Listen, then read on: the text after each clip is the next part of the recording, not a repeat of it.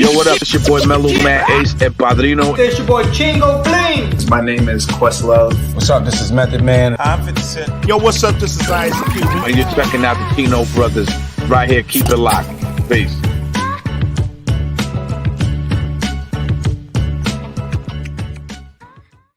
Mas Pingon.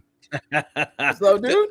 That's dope, man. I always think about that, dude. And I just think about how dope Mellow Man Ace was coming through the Chino brothers. You know what I'm saying? Dude's busy. The dude's still, doing his thing. The guy's doing shows. He's still putting new music out and everything. But big ups to Mellow Man Ace for coming through the Chino brothers. Yeah, how Great cool. show, man.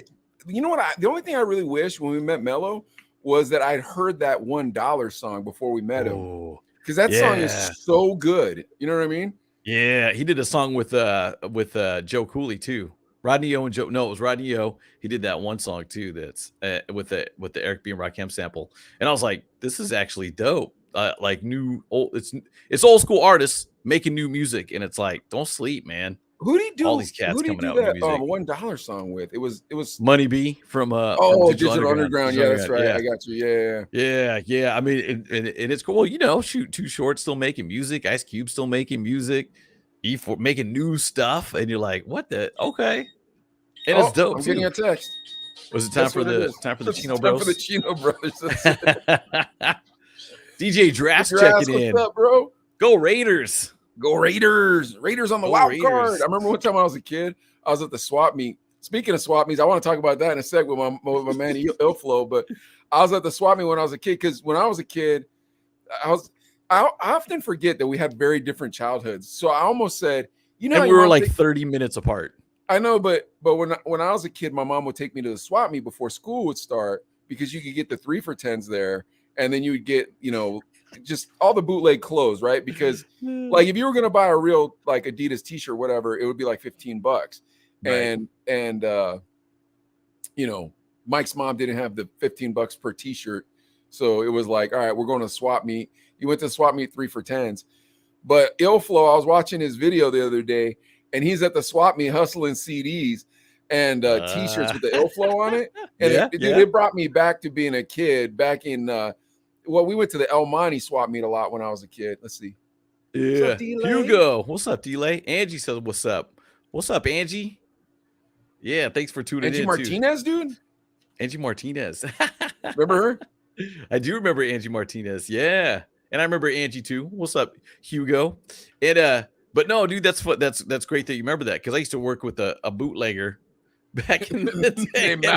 We'd post up at the swap meet selling Poo Boo and Melly Mel's and all the fake gear and stuff. I mean, hold on, let's bring Ilflo on, because he's got a lot of swap meet experience apparently, and I want to talk to him about his childhood swap meet experience, because you didn't get that childhood swap meet experience, Adelaide. Like, this was different. We had the Orange County swap meet. That was whack, dude. I've been there. It wasn't the same. It wasn't the same. I went to the one in Santa Fe, and then Compton. I went to the Compton Indoor. Compton Indoor is decent. I went there. Santa Fe Springs, and then El Monte. But let's bring this dude Ilflo on. Come on, all right, ladies and gentlemen, DJ Ilflo. Woo! What up, homie? What's cracking, dude?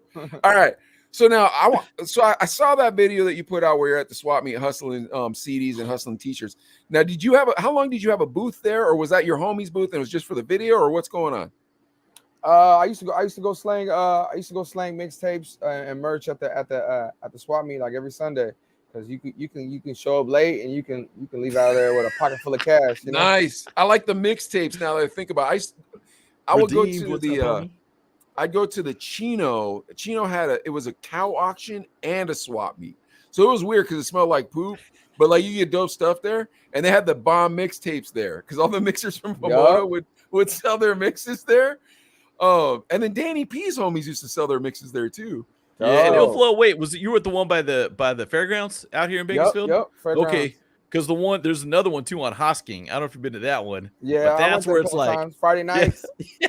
No, that's the next level of hustle. Like, so I want to get into this story, Ilflo. Now, how old are you, Ilflo? 37. I thought you were going to ask. Young man. I know. Well, your voice sounds young, and your demeanor is younger than ours.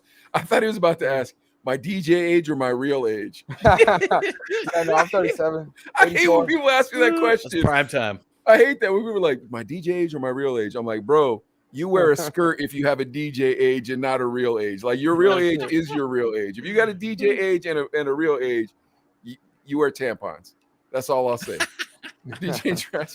Original. Oh, is that the swap meet throwback joint. where the Automals? Oh, that's before my time, but yeah. I shouldn't say that's not nice. I bet you a lot of our followers that have DJ ages and real ages. That's not nice. So all y'all lying about your age, that's fine.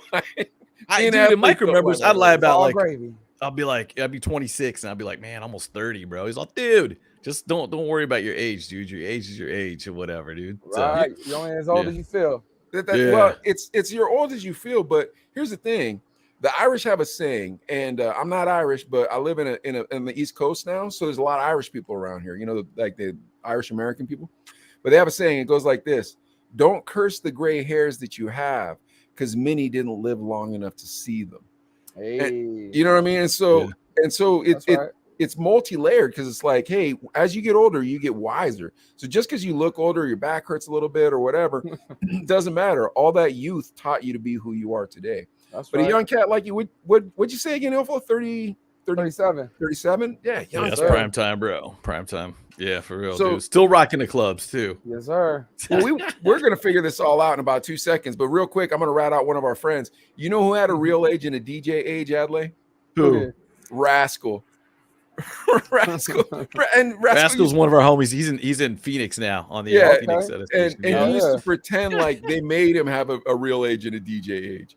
He's like, well, Sketch, the station, they want me to say I'm 23 at the club, but I'm 29. And I'm like, I feel like you're 32, Rascal. Sorry, I'm not mad at you. You know what I mean? Because me and Adley were younger than him, and like we were getting up there. We were getting not up there, but in the 90s, when you're in your late 20s, you were a grown up. You know what I mean? Like nowadays, you guys are kids until you're God knows how old. Right? All right, but you didn't do that because I could tell you're a hustler. So let's get into this story. When did you start DJing there? 2003. 2003. Yeah, 2003. My first freshman year in college, I bought my first set of turntables with my financial aid. Student loan? Yeah, good for you. Good for you. I went to Vegas with mine, man. So that was the best investment that student loan could have made, bro. Right? Yeah. Where were you going to college at? BC. Oh, okay, so right here in town, Bakersfield College. Yeah, okay. So freshman, all through high school though, you listening to hip hop? Oh yeah, most definitely. Yeah, for sure. Yeah. Oh yeah, all through high school. All right. So when did you start listening to music? About how old were you when you started listening to music? Music? I mean, music is always around the pad. You know what I'm saying? I feel you. Pop's mom, bumping old school joints or whatever. But like getting into it, like to where you're not a passive listener and you're actually tapped in and tuned in and trying to figure things out. I would probably say when Space Jam came out. Oh, okay. So what's that? Like? Yeah. 89, so like, 90? More like 95, 96. Oh, okay. Yeah. So like right, when Hit 'em Up High came out, it was like the Goon song. Yeah. It was like it was Method Man, Busta Rhymes. Yeah. Okay. Now how old are you at this point? But like 96, I gotta be like 11, 10, something like that. That's a great time to grow up in the 12, music. something like that. That's a really good time to grow up in the music because like we grew up in the old school, so that was a great time to grow up in the music. Yeah. But like growing up in the music with Master P, growing up in the music with Nelly, growing up with I mean, you had a lot of really good music in that your growing up phase. Yeah. I remember hearing Snoop, and I was still a kid. I wasn't like off the porch yet. You know what I mean? I was still inside. And I remember hearing Snoop, and I was like, "Ooh, listen to this. This is so whack. Bitch, every other line." Like I wasn't rocking with it at all. And my mom was bumping. My mom, we was living. She had, she had some friends that we was living with at the time, and they put us on to like the soul, like Black Street and like nice. Live, that New Jack swing. I got you. Okay. Onto that. So I was on that first, and then like as I got like 7th, 8th grade, that's when I started getting into hip hop because of the Space Jam soundtrack. Now here's the thing. So the nice part is that you grew up in that era of good music, but the tough part is in the old school, you could break dance to that music. You know what I mean? So like you had an activity to accompany the music. So when do you start? Did you have friends that were DJs, or like what's kind of inspiring you here? Well, I started off. I was always a hustler, so like, what got me off the porch was selling candy because we was poor as shit. You know what I mean? You were that cat, huh? You were that cat. Were you the cat with the strip of pico limon and you would break them off?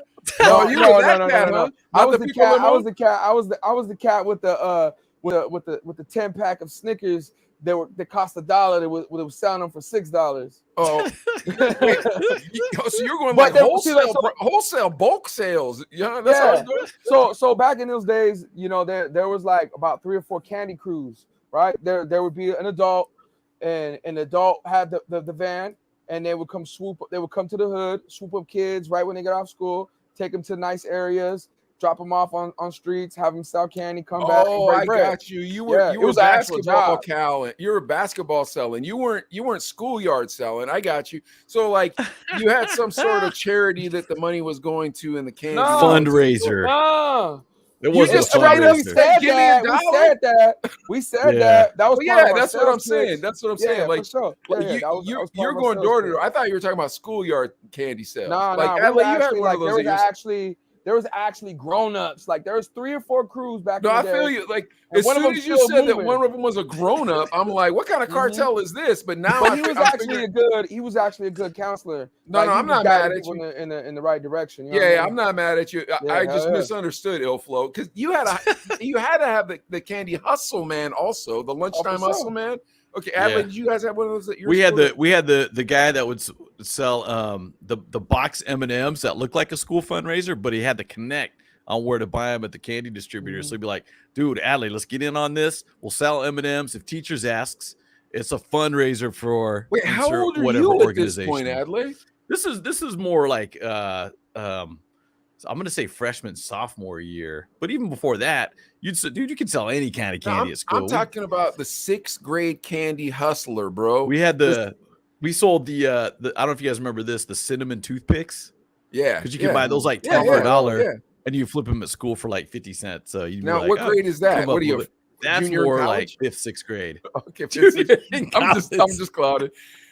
We had a girl different kind of sex at my school. And her parents had the ice cream truck at the swap meet. So she always had the hookup on candy, and she was always flipping candy, but she was the middle of the day candy flipper. All right, so now let's get back to this, Ilflo. So was it like you said the guy was a good counselor? Now was there actual counseling going on, or was this just a mad hustle and No, he wasn't counseling us. He was just like, you know, he was just a gentleman with good morals that was guiding the kids, the kids from the ghetto down the right direction. Yeah, he was making bread, off of I was going to say, he took his cut. Yeah. He was, that's the main goal, was us to go out there and get the bread. But like, he would fire us if we messed up. Like I was like deep into hip hop. So I was a tagger, a breaker, a DJ, MC, right? And I'd be tagging on shit and he would catch me and he'd fire me for a week or two. And as a kid, making that bread, we were making money coming back on a Saturday with $100 and buying all your friends like candy. Nice. Yeah, that's nice. Being able to buy your own interstate solo pants and that's nice. Big ass baggy pants. My grandparents didn't like that shit. But they liked that I was working. You lucky you weren't DJing then, man. That all went to vinyl back in the day. And that's what man. that was my sales pitch when I would go up. And the cold part, here's a cold story right here for you. The cold part about it is when I was slanging candy, right? I was telling everybody, we're earning money to buy a set of turntables, but really, like in my mind, like buying a set of turntables was way out of the, like not even in reach. You know what I mean? I was just saying that shit, but little did I know I was manifesting it. But I walked into a recording studio off of California, right behind the old Circuit City over there in California. Yeah. And I walked in, and it was a big ass studio, and I told the guys my speech, and the dude said, "Hold on." He went to the back and whipped out 2 vinyl and gave it to me. And it was Desert Heat. I don't know if you guys are familiar with Desert Heat back in the day. Desert Heat was a big record label back in the day in Bakersfield. And there was a rapper by the name of JB. JB was like the big Bakersfield rapper with the Letterman jackets. And his engineer, the guy who gave me the 2 pieces of vinyl, was none other than Dave 4. I don't know if you guys are familiar with Dave 4. Yeah, I've been here since 2005. Oh, okay. Yeah, so Dave 4 is a mastering engineer who's worked with a lot of people in the music industry. might have been nominated for some Grammys, like just really knows his stuff. And he gave me my first set of vinyl. That's nice, man. So were they doubles or what was it? Yeah, gave me doubles of JB. That's nice. Yeah. Do you still have those pieces of vinyl? I don't. I wish I had them. Oh, I was about to say, you know he does. I was about to put my name on it, bro. I'm glad he that bought you a took me candy and he gave me 2 pieces of vinyl. All right, so you're Mm-hmm. flipping candy. You got this cat that's in the background, but he had a morals, but he wanted his cheddar. God bless him, whoever this fellow was, and I hope he has a good life. Now, moving forward, so you're already getting into music. You have 2 pieces of vinyl. Do any of your homeboys at this point are they thinking about DJing, or is it just like, hey, man, I'm a lone wolf? No, it was breakdancing. What it was, I had a friend who I was selling candy with. Shout out to the homie Thomas. He was deep into breakdancing, and he was like, "Yo, we need to," he was busting out the, he was deep into breakdancing and tagging, and that's how I got into tagging and breakdancing. He was messing with him. He would bust out the vinyl, and we would sit there in front. And we would even like that was his sales pitch. His sales pitch was like, "Hey, I'm trying to do this breakdancing thing, and go to." And I need to buy a couple rattle cans. And I'm selling his candy. And he would literally do a little routine in front of them at their. Start breakdancing. Oh, that is smart. That's kind of cool. That is saying, so "Hey, smart. I'm a youngster trying to stay off the streets. I want to learn how to breakdance. I'm trying to go to this breakdancing school. I'm selling these candies. Let me show you a trick." And he starts fucking, breakdancing in front of you. And that is nuts. That's actually a good sales pitch. I'm down with that sales pitch. I would, man. It sounds like you guys are living in Slumdog Millionaire land. It seems like this cat would have been like, I'm gonna put one of your eyes out so you can sell more candy or something like that. With this grown up making you guys flip this candy, I'm not mad at this dude because you keep telling us he has such nice morals. But he wasn't like, man. John, man, his name is John Gutierrez. Shout out to John Gutierrez because he taught us values, man. He gave us a trade at the age of 6th grade. Like I've been in sales my whole life, man. I can sell water to a well if I had to. That's true. You know what I mean? Yep. Yeah. And the boys at my shop, one of them, his name's Brando, good kid. But one day he was pitching, and I looked at him after. I said, "Hey man, you're becoming a real salesman," and he took offense to that. And I said, "Listen, don't ever take offense to being a salesman. Being a shady salesman, then yes, you should take offense to that. Exactly. But being a legitimate salesman, you should be honored by that because that's service. It'll move you out of your caste system quicker than anything else." Yeah. Absolutely. So, all right, yeah, and you're correct. It's a guild. It's a trade, and people don't view it as a trade. They think that anybody could do it. It's like not everybody could do it. Fool. No. So you're going to breakdance, selling this candy. I'm thinking in probably nice, rich neighborhoods. Absolutely. Nobody was freaking out like, "Oh my gosh, call the cops." What these hoodlums up to? And you would be surprised, man, because we would be out there late, like, because it'd be dark already. It'd be 8, 9 o'clock, and it's dark outside. And then you're in these nice neighborhoods, and people get startled. You're knocking this kid's knocking on my door, and but it's just doors get slammed in your face. Rejection becomes something real. Yeah, but that teaches you how to sell. If you don't get burned when you're selling, you never sold. Absolutely. But yeah, I mean, like he's a little kid though. Like think about it, especially the breakdancing one. That kid's getting my dollar. You breakdancing? I don't know. I'd peep through the hole and be like, "Oh, what are these guys selling, man? Oh man." But if I did open the door and was convinced, I'd be chipping off. You know what I'm saying? I'd buy some candy bars. If you saw a break dancer and all he wants you to buy a candy bar, bro, you put on a show for me. You should just get. If I'm in Venice Beach, I'm kicking down $1 if somebody starts breakdancing. Right? Yeah. Did you ever bust some flow for him? Be like, let me kick a couple bars. No, hell no. At that time, I wasn't rhyming yet. I was just breakdancing and tagging at that time. All right. So I've never asked this to a tagger, but I've always thought about this before. Is it more fun to tag someplace you're not supposed to, or like is it the same feeling if you get to tag on one of those? You know how now everybody's got like a taggable wall where it's like, okay, if you want to do graffiti, you could do it here. Like, is it more fun doing it up on the freeway sign, or is it more fun doing it? Man, graffiti is different, man. Like when it comes to like graffiti, like getting up everywhere is the key. That's why like graffiti artists always talk about going all city, and all city is like this clout where you bomb the whole city and everybody knows that name. You know what I mean? And that's all Chaka. Was it? Yeah, I was about to say Chaka. Yeah, he's still out there. He was all state. He's right, all country. Dude, we had a cat. He went to New York City and tagged on a freaking cop car, yo, and That's had someone crazy. film him do it. That dude's nuts. We had a cat out here called Smile, and there's this bridge that goes down to Southside, and this is one of those giant East Coast bridges like you see in your brain. You know what I mean? This cat went to the top of it and wrote his name over the top of it. I was like, I would never do that. Hey, Shaka's a legend. When I used to rhyme, I did a mixtape called Your Beat Ain't Safe, and I was shooting a music video, and he came and he tagged a big ass Your Beat Ain't Safe right there at the legal wall right there behind this is crazy. At the legal wall right there behind Maca Latino, there's a legal graph wall where all the writers on the side of this Mexican restaurant where they let the graph writers get off. So we went over there and we did a big old piece that said Your Beat Ain't Safe, and he did it, and we shot the video. And while we were shooting the video, this kid comes up to me because we're bumping the music, right? And he don't know who I am, right? And he's all like, "Yo, you guys are bumping Exposed? That shit's hard. I got him right here." And he pops his CD open and he's telling me this shit, and it's my fucking CD. He got to his fucking CD player, yo. All right, what's the language, yo? Flo, come on, man. My bad. We're not gonna be able to use any of these clips. I thought we were on we're the not gonna internet. monetize. I thought shit was my best. They suppress us if we curse. Yeah. Okay. My Wait, bad. so the guy I'll was turn it down. it was Chaka with the CD? No. Chaka did was No, painting. Chaka tagged it, but Chaka I'm like, tagged. how did you get down with Chaka? Okay, so Chaka, there's another crazy. artist out here, right? Well, because I used to be a big old graph head, right? Yeah. And it's like being tapped in with the community. And on the east side, we all know each other. So, one of the writers that I had asked to do it, he was like, "Yeah, but I got Chaka with me," and I was like, "Bring Chaka, Word. let's go." And he did the sketch. My homie did it, and Chaka like finished it. So it was dope. You know? That's sick, man. Heck Well, yeah, no, dude. Chaka Heck yeah. never got as big as Banksy. I know, but he's over there doing some really cool stuff on his IG, like selling LA signs with Chaka tagged on it. Oh, that's dope. Yeah, That's he's smart. turning his art into like, you know what I'm saying? Making Money. cheddar, man. Yeah. All Yeah, right, so some let's get back NFTs to on this it. cheddar. So you're making some money. You're 12 years old at this point when you're doing this, and you're rattle cannon and you're breakdancing. Bingo. All right. So do you ever get popped for tagging? And what's the weirdest thing you ever tagged? Yeah. Yeah.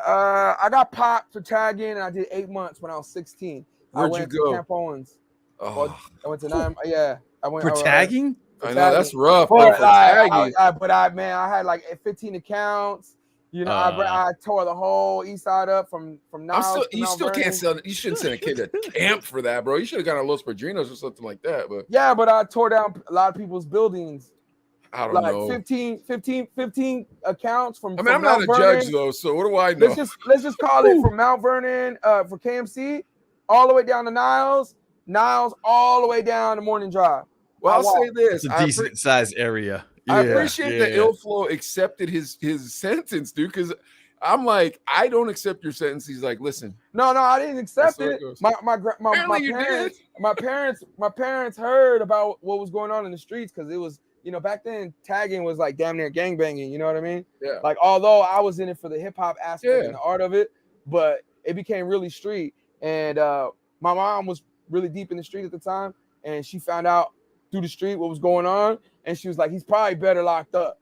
So instead of them paying for the lawyer, because I had a case I could have beat, they were like, "Nah, you figure it out on your own." And I was like, "Ah." You went to camp too, bro, and you're not on the set, nothing. How do you do that? I've never even heard of this before. Go ahead. Yeah, so I went to camp, whatever, and no, not whatever. How did you stay? Like, you didn't have to click up or something, or what? Like, how does that go? It's Camp Owens is, they call it Disneyland because it's fun. Oh, it's not really a camp like that. Okay, yeah, you're a juvenile. It's not like you locked up in prison, At Camp Rocky over in the Inland, or not Inland Empire, but over in San Gabriel Valley. Nah, bro, that's legit. You're going to prison. Oh, bro. I bet. That's no LA. Joke. That's no joke. That's why when you say you went to camp, I'm like, I didn't know Bakersfield camps were like that. It was bad, but like, it wasn't like it wasn't that. as Like, bad you didn't as have I to thought be it in a was gang gonna and be. stuff. I got Nah, you. I wasn't in the gang, but there was hella. But man, I got pressed. Yeah, for sure. I got. Here's a weird story, but I got my ass beat on a shitter. Oh no. But anyways, you know, things like that happen, bro. Like when you're in there, you know, you got problems with a guy, and him and his boy approach you while you're using the restroom, and they take flight on you, and you got nothing but to do but just take it. And then when you're done using the restroom, figure out what you're gonna do from there. If you're gonna retaliate or keep going. But you know, things like that were happening, man, and it just became normal. But I'm glad I went through it because it straightened me out and made me a better person, and I didn't get in trouble after that. Like I didn't want to get in trouble no more. Good for you, Lil Flo. That's wonderful. Yeah. I did a 2-day stretch at Los Padrinos, bro, and that was enough for me. I was like, nope, I ain't coming back, dude. They had us in a holding cell with the guys from YA from Youth Authority. Woo! And those dudes were never going home, they're bro. Wild ones. Yeah. I was like, man, I don't want anything. Like, I am afraid. I'll be honest, I'm afraid. I'm not hard. I'm not joining the gang. None of that. You know what I mean? Like, yeah, I was like, dude, at that point, I was like, no, I'm Japanese, man, because I look Mexican. I grew up in a Mexican neighborhood, you know what I mean? So, like, everybody always thought I was Mexican. When I went to jail, bro, and it was a very short stretch, I was like, nope, I'm Japanese. I don't want none of you fools mistaking me for somebody, whatever. I'll tell you what city I'm from, but not that gang. Don't worry about it, blah, blah, blah. I'm soft, bro. I ain't about that life. I'll tell you that right now. It's not for everybody. Not for me. I promise you that. I'm assuming one for you if you went on the straight. That's crazy, dude. You get the 8-month bump in college, and then you come back, and now now here's what I did. So you tell me. I did not see any of my friends. I was afraid of my probation officer. How did you handle things? Man, probation? You didn't have probation after you got out? Yeah, for sure. Okay. I just stayed out of trouble, man. So you didn't go to see any of your old homies? Oh yeah, man. I had day one homies. I had a couple of like my best friends. Like they were the first ones that came in. Dude, as soon as I got out, I squared up. I'm like, nope, I'm not even hanging out with you guys. Oh no, I hung out with, but they weren't the ones that got me into trouble. Oh, I got you. No, you had your real homies. Those were my real friends, and you know they were trying to get me to go to the military. They went into the military. I wanted to go, but didn't go because of my history with the law enforcement and the juvenile thing. So like, but I linked up the day I got out. Like my boys was walking down the street like, what up? Oh, that's nice. That was cool, you know. Oh, that's nice. All right, so now, how old are we at this point? 14, 15? Well, I'm about 14, 15 at that point. Okay, now are you starting to go to house parties, anything like because you don't just walk into college and buy turntables. No. You know what I mean? So I knew I wanted to be a DJ when I was like, I knew I wanted to be a DJ in 8th grade. I went to a house party, summer of 8th grade. My homegirl, mind you, I'm a tagger, right? You know what I'm saying? So Nocturnal. What's up, Knock? Shout out to all the homies in the chat. Yeah, Ace, Redeem, I see y'all. Anyways, what you call it? I'm a tagger. I'm part of a tagging crew, and there's other crews that were clicked up with, right? And one of my other homies' crews, you know, had a female crew of his crew, and I was hella cool with one of the females of that crew, and she said, "I'm going to this house party. It's tonight. You want to roll? I got this dude who's gonna swoop us up, take us. He trying to get some, and I really ain't trying to, you know, I ain't really trying to rock with him. So you know, come with me. That way, you know, I can have my little brother with me, and I could be safe." And I'm like, all right, cool. So she takes me to this house party. Turns out it's my homegirl's big sister's party, so I know some people from my school, and it's probably my first time having a little drink. And sure enough, there's a DJ up in there killing it on the turntables, and he's so focused on the headphones, he's mixing, he's serious, and he's dead on, not even looking at nobody. And then when he looks up, the crowd's going bananas, and he put the biggest smile on his face. Yeah. And I was like, that's what I want to do. Yeah. Right there. Yeah. Yep. You caught the bug right then. Yeah, right then and there. And you can't do nothing about it right then. Then it becomes an obsession. It's an addiction, bro, man. I was buying the PSSL. I wasn't buying them because they were free, but I would get the PSSL magazine sent to me. And I knew all the equipment before. It's like porn, man. Oh, I remember I still get those. Yeah. That's the worst. PSSL. Staring at everything. Yeah. Then you start looking at little stuff like, I think I can afford that. Like, it's like $12. Yeah. Dude, back in my Orange County days, when it was a store, we'd go in there. You know the store. Yeah, there was a Pro Sound. I want to say it was in Garden Grove, and that's where I bought my first big speakers, like my big I'd have been all speakers. up in there. I still have imaginations of the store. I've never been there. Like I see dude. Walmart, the DJ stuff. Like that's what I envision, you know. Oh yeah, they had turntables hooked up. They had a special sound room, and every time we go in there, it'd be like, "Hey, hit the fog machine, bro," and he'd be like, "All right, man," knowing that we probably ain't buying nothing, but Right. we get the fog machine, the lights going, Wait, and how we'd hop old on the are you, Adley, at turntables. this point? I was driving, so I was like 16, at the Okay. time and stuff too. So, but yeah, I remember. But even before that, my parents would take me. I'm sure it'd just The Pro Sound? we'd just be chilling in there, and they had one of the it was a Newmark mixer with a sampler built in, like a little 4-second sampler, and we just mess with that. And well, J-Rock, right? I mean, me and J-Rock rolled together back in high school, and we just did. J-Rock from the Junkies? Yeah. Yeah. And that's when they said the beat junkies. Like, oh, okay. Yeah, it's nuts, Ilflo, because when we were in college, Adley used to tell me that, and I thought like he knew of him. Like I thought like, and you never want to press your homeboy, so I don't want to be a jerk about it. So I was like, all right, cool, man. And then the Sound Bombing album came out, which is that's probably one of my number one favorite records ever. But anyways, and so there was a concert. It was Dilated Peoples, Jurassic 5, and then there was another like this MC who just came off the top of the dome, and we're going Supreme. Yeah, MC Supreme. We're going and we start walking through the background. I've told this story like 9 times on this podcast, but I'll tell it to you right now, Ilflo, and then we're getting back to your story. We're walking around in the background, and Adley looks over. He goes, "Dude, there's J-Rock," and I was like, "Oh snap, that is J-Rock." And he goes, Jason, and J-Rock turns around and he goes, "Adley Wilson, my N-word," and he palms him up, gives us hugs, gives us backstage passes. Yeah, he gave us backstage passes, and we were just chilling. Right. He was chilling with the bands. It was so dope. And we went 2 other DJs, but they were younger than us, so they thought we were square, so they left. They clowned us, and we got backstage, and they didn't. All right, let's get back to your story, though. Oh, all right, so that's dope, man. So you're at this house party, you caught the bug, and I mean it's so obvious when you catch that bug. Now you start daydreaming. You even torture yourself with getting that Pro Sound magazine. So how many years is it between now and student loan day before you get your own turntables? It's years, man. Like snap. I realized that's 8th grade. That's the summer of 8th grade. I'm going into high school. I don't get my turntables until the second semester of my freshman year in college. Now, did any of your homeboys have turntables or no? I had one of my homeboys did, but it wasn't like I had access to it and I can go over there and kick it with them, and a couple of other people that I knew had them, and I got invited over. They like to go kick it, like have a session, because we were young. And they would have a session where they would when young kids get together and spend the night and have a sleepover, they would have a sleepover barbecue, kick it all night and just scratch all night. And I wanted to go, and Pops was like, "Hell no, you ain't spending that no day." I was like, man, that would have been come on, that would have been fantastic. He didn't understand or know, you know what I mean? Quick shout out to G Boogie. What up, Boogie? Ill Flow, the Beat Junkie graduate, the illest on the mic, the illest on the turntables.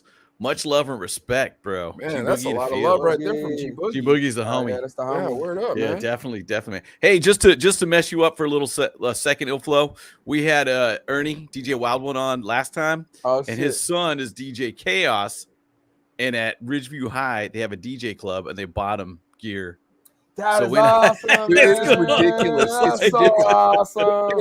And here's the thing, which bro. Is dope. If you haven't heard Chaos, yeah, sorry, too many DJs. If you haven't heard, well, because then I see the stream and whatnot. If you haven't heard Chaos, you have to listen to him. He is on TikTok. He is phenomenal.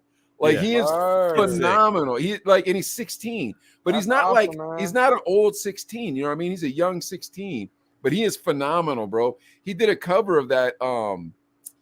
He did the Run Jazzy DMC Jeff. doubles. Yeah, oh, the Jazzy Jeff. Okay. The Jazzy Jeff Peter Piper. He covered Jazzy Jeff's set. It was really sick how he did it. It was really interesting to me. But all right, come on. Illflow's on the show, not those guys. Let's shout out to Richie Rich too, real quick. What up, Rich? So when do you find, like, how old are you when you first touched turntables then? What? I had been like 15, 16. My homeboys had a set.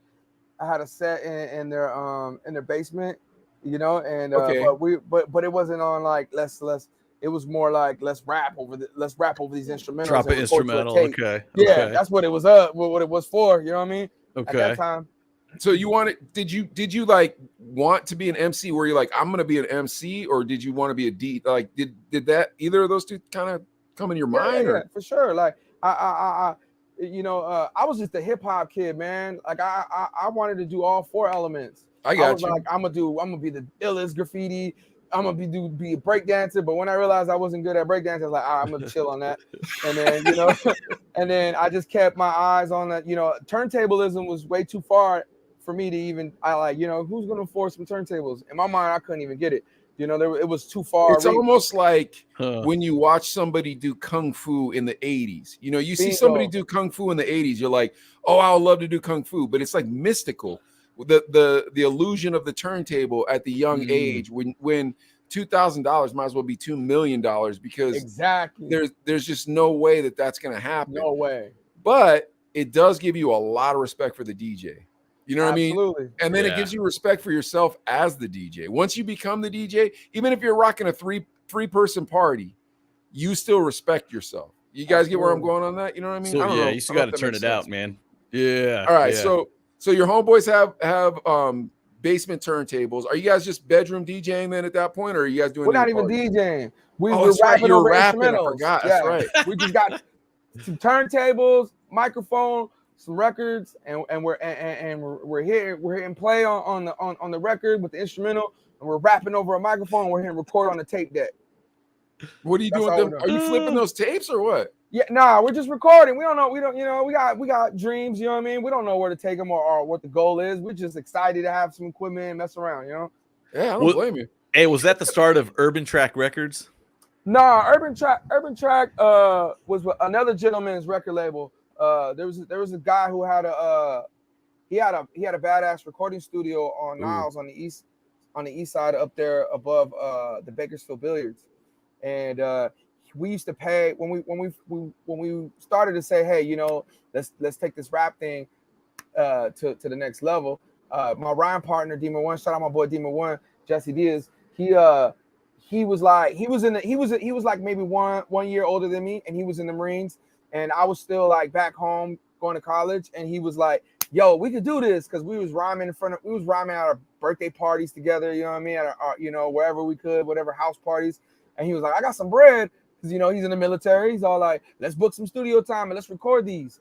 So we did, and we started working with Studios. We started working with Urban Track. Urban Track had a really nice state-of-the-art recording studio, and we went up there and we recorded with him. But the guy who owned it wasn't really a audio guy, you know what I mean, so to speak, or a mix engineer. So he knew how to control the equipment, but he wasn't like skillful with the knowledge to mix our songs right properly, you know what I mean? So the songs were done, but like, man, we sound like, we don't sound too good, and I know for a fact that we sound better than that, so we need to figure something out. And we ended up going and re-recording everything at Studios. Man, okay, that one's still around. Still around, right? Yeah, that one's still. I'm still around, and this was back when Studio was on right around the corner from Jerry's. It's like the street, not I Street, but the street before, 2018, 19, something right One there. of the downtown. Yeah, across from the old Fish Lips. Okay. Yeah, it was in that building right there, and we used to record right there. We recorded everything there, and then after we recorded it, in the middle of it, I went to Los Angeles recording school.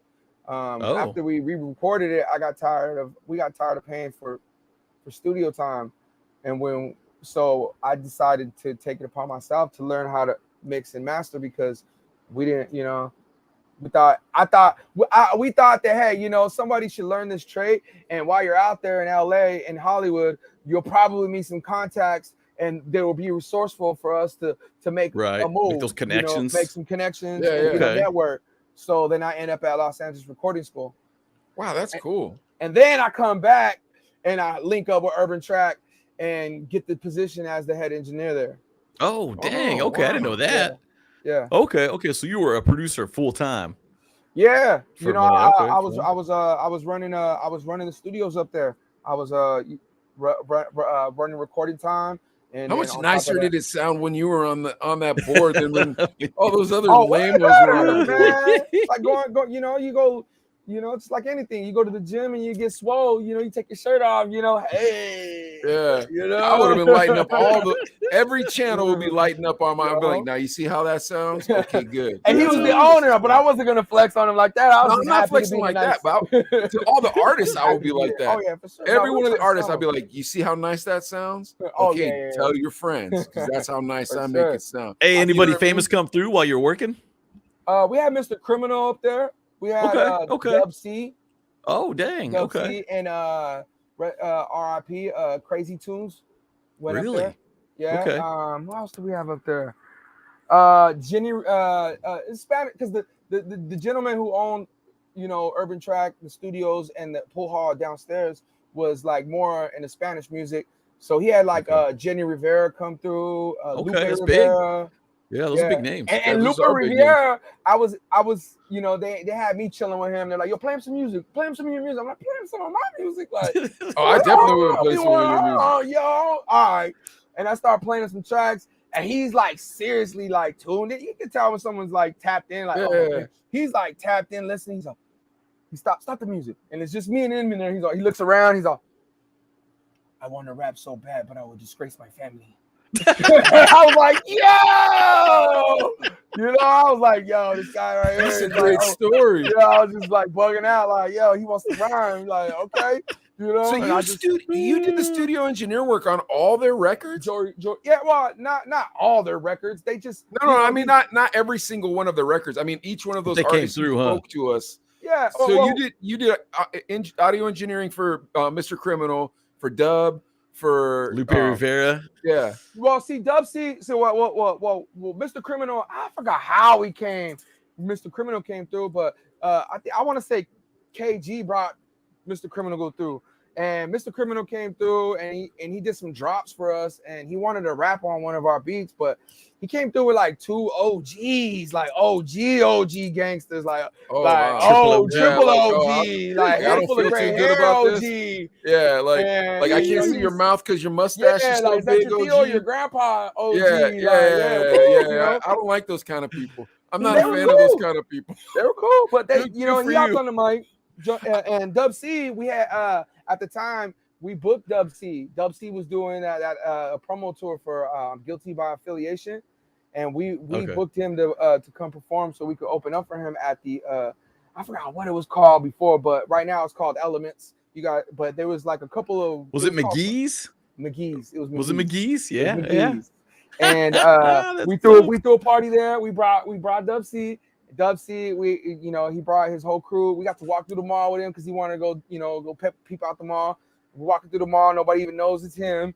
And then he comes back to our studio and he just kicks it. And we had a pool table in there, so we chilling and everybody's lighting up. You know what I mean? And he ain't trying to partake. But after Dub it goes, C wasn't. That's crazy. He was like, and to be honest with you, I really felt like he probably doesn't partake like that at all. Really, he's scared. He's just saying on the records. I got you. But it went around a couple times, and there was a lot of people in the room, and I felt like it was one of those things where he felt pressure, like maybe I should partake, so I don't show no disrespect. So he did a little bit, and then he did, and we had got sponsored. We had got sponsored for the show. I forgot what what stereo. There was a big stereo company at that like a car stereo. Was it Translux or whatever? Translux. It was over. They had Translux? a couple of spots. It wasn't Translux. This is past it was a couple of other ones, but they whatever. WG. But they had said, hey, yo, can you get Dub C to come over here and do a drop for our so we could put it on a commercial on the radio, and we got him to do it. And he hopped in the booth and he shouted out the car company. Dang, man. And it was just on the fly, him coming Car by. Audio Pros. It was Car Audio Pros. What up, Rami? It was. Yeah. That sounds like the that Car is a Audio great Pros. story. That does. Those were the homies too. You know what? I just thought about that. If you're a studio engineer, you have way better stories than if you're a radio disc jockey. Because if you're a radio disc jockey, you're just spending a couple minutes with the guy, and they're there because they have to be. They have to be there, yeah. But if you're a studio engineer, you're like one of the crew. Like that's pretty dope. Yeah, you could develop relationships like that for sure. You still doing production and stuff too, or? No, not really. No, I kind of put that thing back to the side. I still like use my skills like for things that I want, for making your own tracks and stuff. Yeah, for making my own tracks. Yeah, your tracks are nice, bro. Thank you, man. Yeah, your tracks are not. You know that Ilflo. Come on. Now, how are you linking up with 20? Are we talking about 24 kg? Is that who we're talking Yeah. about? Yeah. Yeah. How you link up with 24 kg? Well, that's through DJ Edit. DJ Edit was my part when I started DJing. Me and Edit were doing like high school prom after parties. You know what I mean? Like big old illegal house parties with kegs. You know what I mean? And You're the first DJ that told us that. What the heck? No, just kidding. Just kidding. Go ahead. And Edit was like my partner. You know what I mean? Like that was my dog. And we had a mixtape series called Strictly for the Streets. So Edit did the second mixtape, him and our partner Doc Lopez, and they had a group called Beat Boys. And the Beat Boys was DJ Edit and Doc Lopez in the beginning. And Edit would pull up. Oh, the Bando, That's how we know Knock too. That's how we know Knock Nocturnal too. told us about those, man. Knock told us about it was during the housing downturn. When people's houses 07 to were 08. getting evicted, and Knock would show up and throw a party. Throw fat white parties neighborhoods. down the houses. Yeah, white neighbors. He got mad at. He was like, "I think I got racially profiled." I'm like, "Not really, man. You're only Mexican in a white neighborhood. You profile yourself, bro." All right, come on, Ilflo. So Edit at the time, was my boy, and he did our first mixtape. And then we were at Urban Track. We had 2 studios in there. We had 2. Well, it was like the whole up second floor. So there was about 4 rooms in there, and the main studio had 2 rooms, one with the pool table, and there was another room, and there was a restroom. But the other room, Edit was like, "Yo, I'm down to like, yo, what's going on over here?" So the owner ended up renting Edit the second room. Edit started slanging studio time out it. He would have like Young Kelly and JT out in there.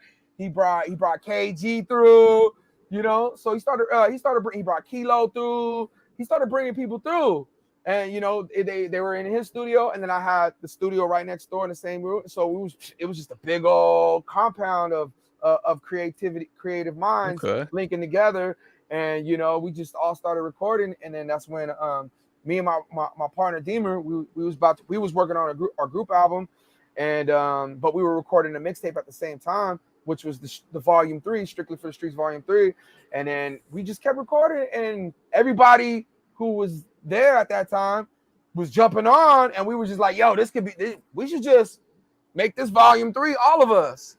And everybody jumped on board, and that was like summer of 07, and we had one of like the illest summers ever because we were selling out halls, we were selling out like hella house. Did parties. you guys open up for Pitbull at the Nile? Was that you? No. But we opened up for Yin Yang Twins and Young Jock. Okay, that was at the Nile. That was the Dome. That was with DJ N doing sound, wasn't it? I don't remember that Who far knows? back.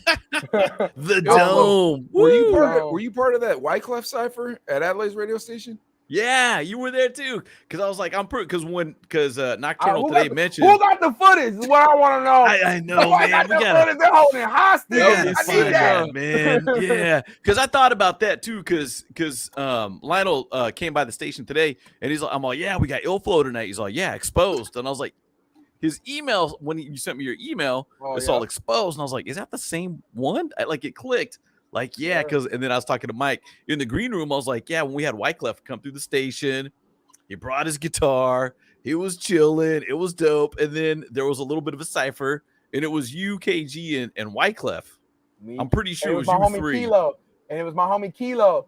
Okay. The crew, and Kilo got a little nervous, and he didn't want to get in the cipher, but he took off his shirt. And he took off his shirt and gave it to Wyclef, and I still got the picture of me, KG, Kilo, and me, KG, and Wyclef are rocking the promo shirt. Dude, email that to me, man. Or is that you got that post? Yeah. I wish I had it right now so we could just put it up. Email that to Adelaide, because when I cut this up and I put out the clips, if I have that picture, it would be dope. I'll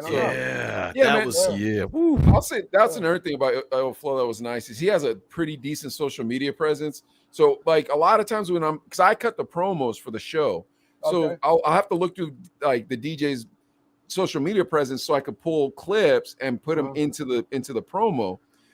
dude, sometimes it's so hard because like they always have pictures with their daughter or with Family. food or something like that. You know what I mean? Yeah. Yours was like, oh my gosh, he already cut the promo for me, man. I'm just gonna take a little bit of this. Let's take a little bit of that. It was real nice. And on top of it, like your video production's on point. Do you make all those videos yourself, or do you got a team or what? Pretty much, man. Like you just like learn to like as I've been trying to learn streaming for like 7-8 years. I started on Ustream, and I just kept Dude, you have to get on TikTok. Obsession. You have to get on TikTok. I'm You telling do. you. Everybody's been telling me that, man. Yeah, I got my you do. homies like, I'm trying to tell you, bro. You better.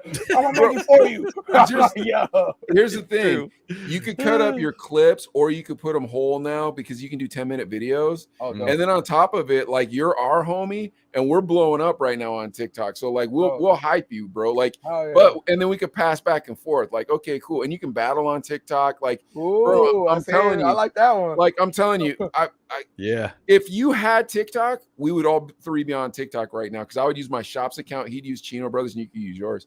But anyways, I'm telling you, you will blow up on TikTok. I'm still like this hustle drive is bananas, huh, Adley? I love it, dude, because you have a day job too. That's a hustle in itself. Yes, sir. So you rent a chair during the day, Oflo, or what? Well, yeah, I was a car salesman for 10 years. I just recently got into to being a barber because pandemic, during the pandemic everything was so uncertain, you know what I mean? And I felt like me selling a car to somebody at that time was even if they wanted the car, was not the right nowhere to go. Yeah, I got you. Nowhere to go. And I didn't feel in my heart that I was leading them people down the right path, even though they wanted to be down that path. Yeah, because they got their stimmy money. That's exactly it. And that's the down payment on a car they can't afford. And Ilflo didn't want to do that to them.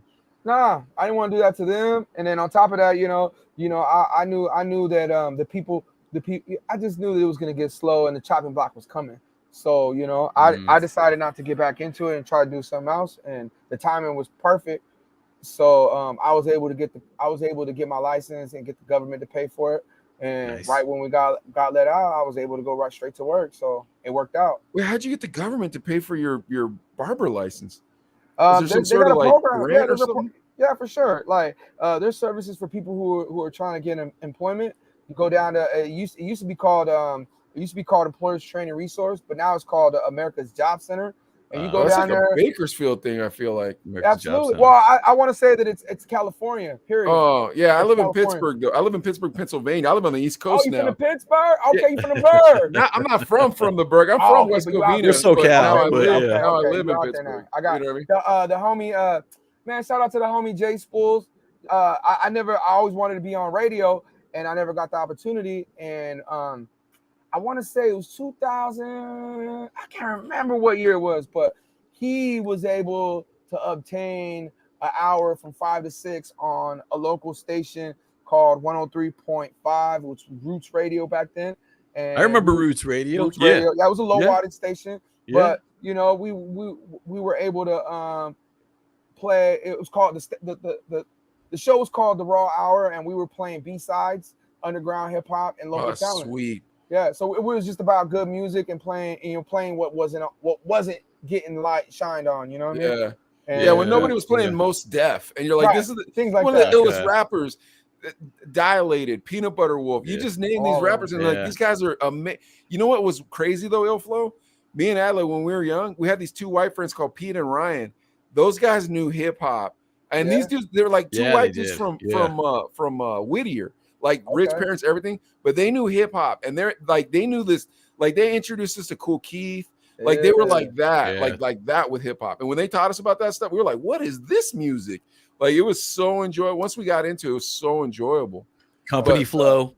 Oh yeah, all that stuff. All right, so let's keep getting back into the story because we can get banging around all over the place around here. Yeah. So you're in college and you pick up some turntables. Then obviously after that you went to the engineering school. Man, now what made you think like I should flip my gear and my tracks at the swap meet? Like, because that's old school, dude. That is old school. Yeah, because you said mixtape. Are you talking cassette? Are you talking CD? No, CDs. Yeah. No, I would. The swap meet thing started with my grandpa. When I was a kid growing up, my grandpa would go sell watermelons and fruit at the swap meet, and he would wake me up early as hell to go load up his truck with the fruit, and then I would have him unload it, and then he would give me some money to run around, and I would run around the whole swap while he kicked it and sold fruit. So like it was always there, and then later on, you know, as my aspirations begin to grow, you know, once you start getting serious about it, you know, you got to start selling merch. Yeah. You know, and it got so serious for me that I went and bought me a 6-colored silk screen finance big old shirt. Started like, all right, we're gonna do shirts in bulk. You know, because shout out to Danny Wayne. Danny Wayne's another hip hop guy in town, legend. I don't know if you guys ever heard of Danny Wayne, but Danny Wayne had a rap group called Pac Nation, and they would run around with Joey Porter. And Danny Wayne was a hustler too. He would be out in the streets selling his CDs and his merch. And I saw him online. He was selling. He would pull up to like a Beyonce concert, and he'd be like posting like, "Hurry up, B and J. I know you're all on tour, but I'm trying to get this money." And in my mind, I was like, "Oh, he out there selling CDs. I need to be with him. I already know." I was like, hey yo, Danny. I was like, "I'm trying to roll, Danny. Look, I want to go hustle. Come on, man. I got my CDs on deck. Let's roll." He's like, "All right, come on. We're gonna go on Saturday." And it turned out when I went with him, he took me to Compton and to Kendrick's house. He took me all through Compton and showed me some landmarks, and then turned out he wasn't selling CDs or his CDs. He was selling T-shirts. What he was doing was, you know, he had somebody who will make up the somebody. There's a lot of them out there actually. There's people out in LA that find out what the tour when the tour's coming in town. I get it. He was bootlegging T-shirts. I got you. Bootleg the tour merch shirt, and they'll be outside selling them. And before you walk up to the thing, for $15, yeah. And I was like, "That's what you're doing?" He's like, "Yeah." So the whole time he was just selling T-shirts, and I was like, "Man, how we do this?" He's like, "Oh, I got this guy a silk screen shirt." And then somehow, somewhere, I ended up like, "Man, I need to get these shirts for my rap stuff. I need to, I need to put my own shirts, you know." And I bought the 6-color, went all. How much that set you back, man? Man, 10 G's. Woo! And I sold it. After I got it, it was a hard lesson because, you know, that's a trade in itself. Yeah. You know, and I wasn't trying to be a screen printer. You know what I mean? I just wanted to get access to the shirts at wholesale. That way I can get my brand out.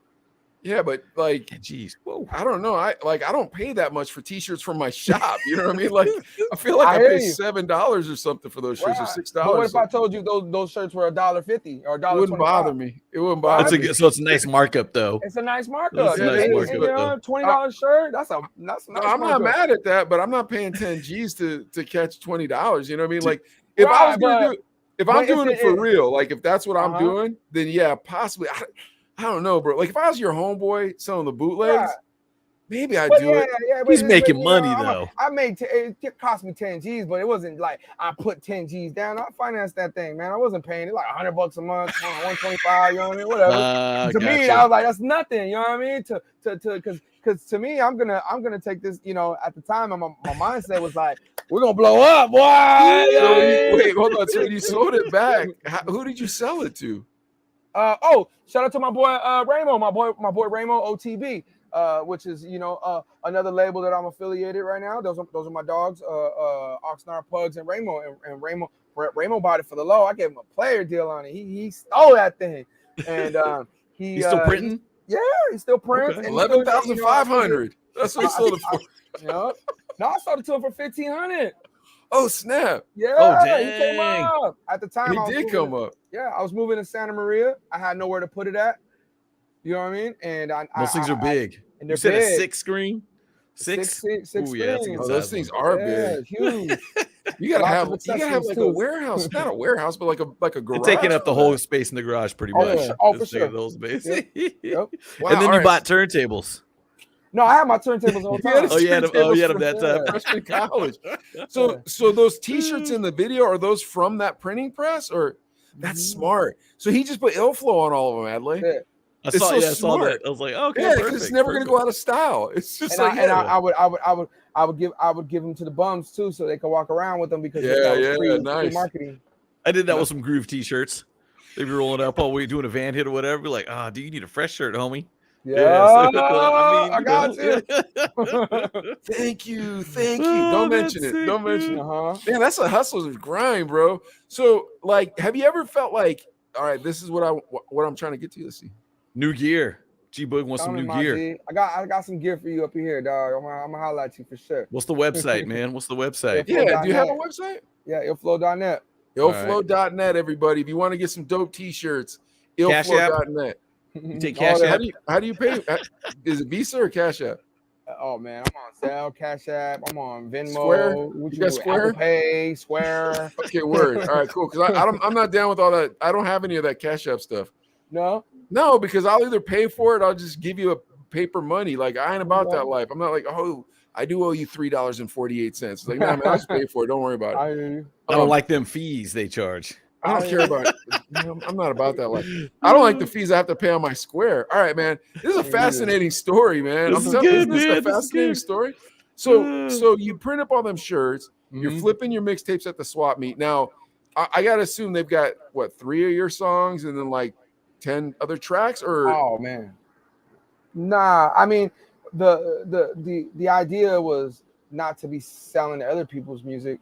The idea was just to sell my music. So I had I mean, we put out 12 mixtapes of 12 different projects within one a year, you know what I mean, for a long time. Yeah, so this isn't like the mixtapes back when I was a kid. Because when I was a kid and you say mixtape, that meant the rapper had 3 songs on that tape, and Dr. Dre was going to be on the rest of it with Rodney and Joe Cool. The mixtape that I'm talking about is probably like the from current mixtape. 08 to 2014, 2015, where they would, rappers would jump on other people's beats. But I, being that I was a turntable guy, I was not only rapping on other people's beats, but then I would mix those beats I would mix it. So it'd be a mix, but it would be me rhyming over other people's beats.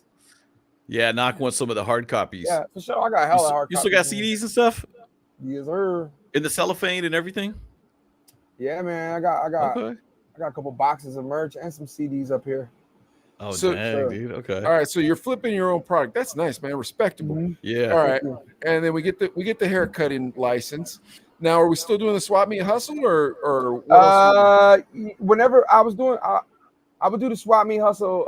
Whenever the projects would come out, just so I can get out there. I would jump from city to city. So I would go to like Santa Maria. I would go to Valencia because in my eye, because I was following this lady. If anybody knows anybody, her name is what up, James? And Raider Nation. Wendy Day. If anybody knows Wendy Day, if you want some music knowledge, follow Wendy Day. So I would follow Wendy Day, and Wendy Day discovered hella people like Eminem. She discovered the list goes on. And Eminem's is like the iceberg, you know what I mean? But she has a lot of music knowledge, and I was getting music knowledge from her, and the music knowledge that she was kicking me was just like, yo, own your own music, put your own stuff out, put a dot on your map, put a dot on the city of where you live at, and circle it, and work the area. So any city that was close by, Valencia, Tehachapi, Fresno, Santa Maria, whatever connection I could get into these cities, let's go there and just start networking with the people. So that's what I was doing.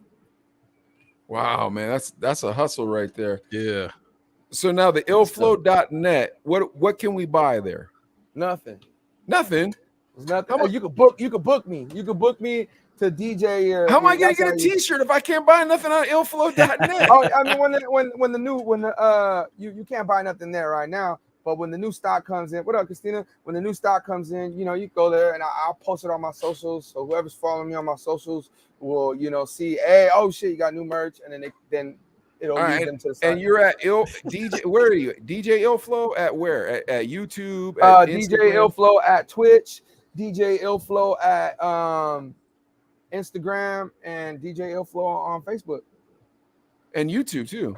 Oh, YouTube too. Yep. Yeah. So you're on Twitch too. You said, right? Did you say Twitch? Yeah. I'm trying to get my Twitch popping, man. I'm trying to, that's where my focus is at right now. Where I want to put my energy into is just growing my Twitch account. And you know how you could do it easy growing up a Twitch account. Going on TikTok. Put some stuff on TikTok, man. All right, Illflow. Well, how much they paying you, dog? Not yet. Oh, we got to come up. We got 25. paid, we got paid yesterday, dude. What? 25 cents. 25 cents. We only been on the platform for 4 weeks. 25 But cents. yeah, we got paid 25 Nice. cents yesterday. I was like, word, Adley, we got our first internet money. Oh, all right. But Hello. we're at the part of the show where we like to read news stories, and I make fun of them. Ilflo, if you want to join me making fun of them, you're more than welcome to. But since you're the guest, you get to pick the story. Adley, you want to read the stories to Ilflo and see which one he likes? All right, I'm gonna read the headlines to you. So first, you know what? Now I'm gonna start with this. I'm gonna start. Okay, first, President Biden calls Brittany Griner sentence unacceptable. Mace announces he's joining Death Row Records, and then the Wiz Khalifa disrespects the DJ. Which you Will want to you go? go with Mace or Wiz? Y'all pick between those two. Okay, we'll go Mace first. I feel like Wiz is I the wanna juicy go with the one. Wiz, though. Yeah, that's the the juicy first, one. because that'll piss me off. Then I'll start screaming. I'll be funnier on the next one. You want to go Wiz? Wiz? Yeah, absolutely. Because I want to hear what Ilflo has to say. Go ahead. Wiz Flow disrespects the DJ. Now, hip-hop artist Wiz Khalifa from Pittsburgh was seen disrespecting and bullying a DJ in the now viral video. It surfaced from Poppy, a nightclub down in L.A., and in the video, you can hear Wiz Khalifa telling the DJs that they are horrible, even trying to invite the DJ to fight. DJ Mike Danger and MC Tron kept their composure even while Wiz was pushing the DJ in his chest and from behind, flipping his cap off his head. And sources close to the incident say that Wiz Khalifa was angry that the DJ had not followed instructions that they were sent to earlier that day. Apparently, he wanted to make sure his new album, Stoner's Night, was being played instead of the older songs that the crowd may have been more familiar with. I don't know. And Ilflo, we've seen it on social media, people talking about boycotting Wiz's music. I mean, how far do we take this? And Wiz Khalifa definitely crossed a line. How far did he cross? Well, Ilflo's a rapper and a DJ. Like, we're just DJs, so we don't know nothing about no rapping business. You know what I mean? So you should know both sides of this, Ilflo. Absolutely. As an MC, does that make you mad when someone doesn't play the record you wanted them to play? And as a DJ, don't you just want to smack somebody? What kind of DJ booth are these guys in that this guy can just come in there like that? Like, I would smack that dude. But go ahead, Ilflo, you go first. I agree. As an MC, like, I know what it's like to be on both sides, but as a DJ, that's primarily a DJ now, I'm annoyed with MCs when I do shows. Because I do a lot of rap shows because I love hip hop, man.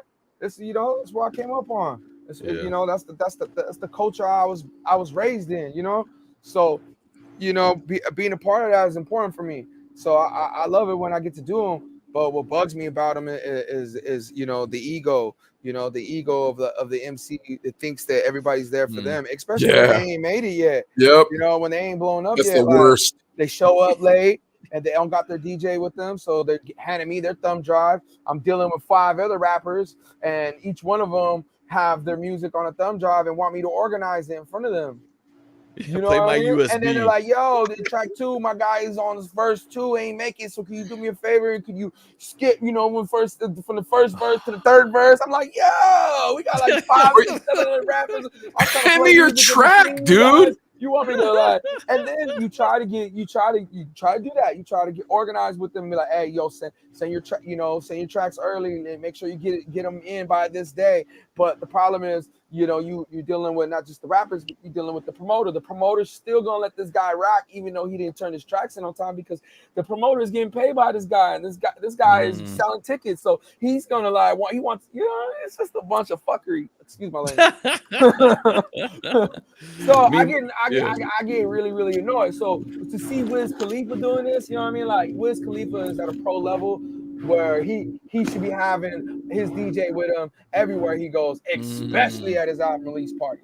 So, and then on top of that, like, I don't even want to say who said this to me, but people who know the DJs, like, okay, so we had this conversation with a couple other DJs, right? And in the beginning, they were like, I don't know, there's only one side of the story. They're saying that the DJs might have been like, new and was messing up and not being professional. And then 15 minutes later, those DJs are my boys. I know exactly who they are.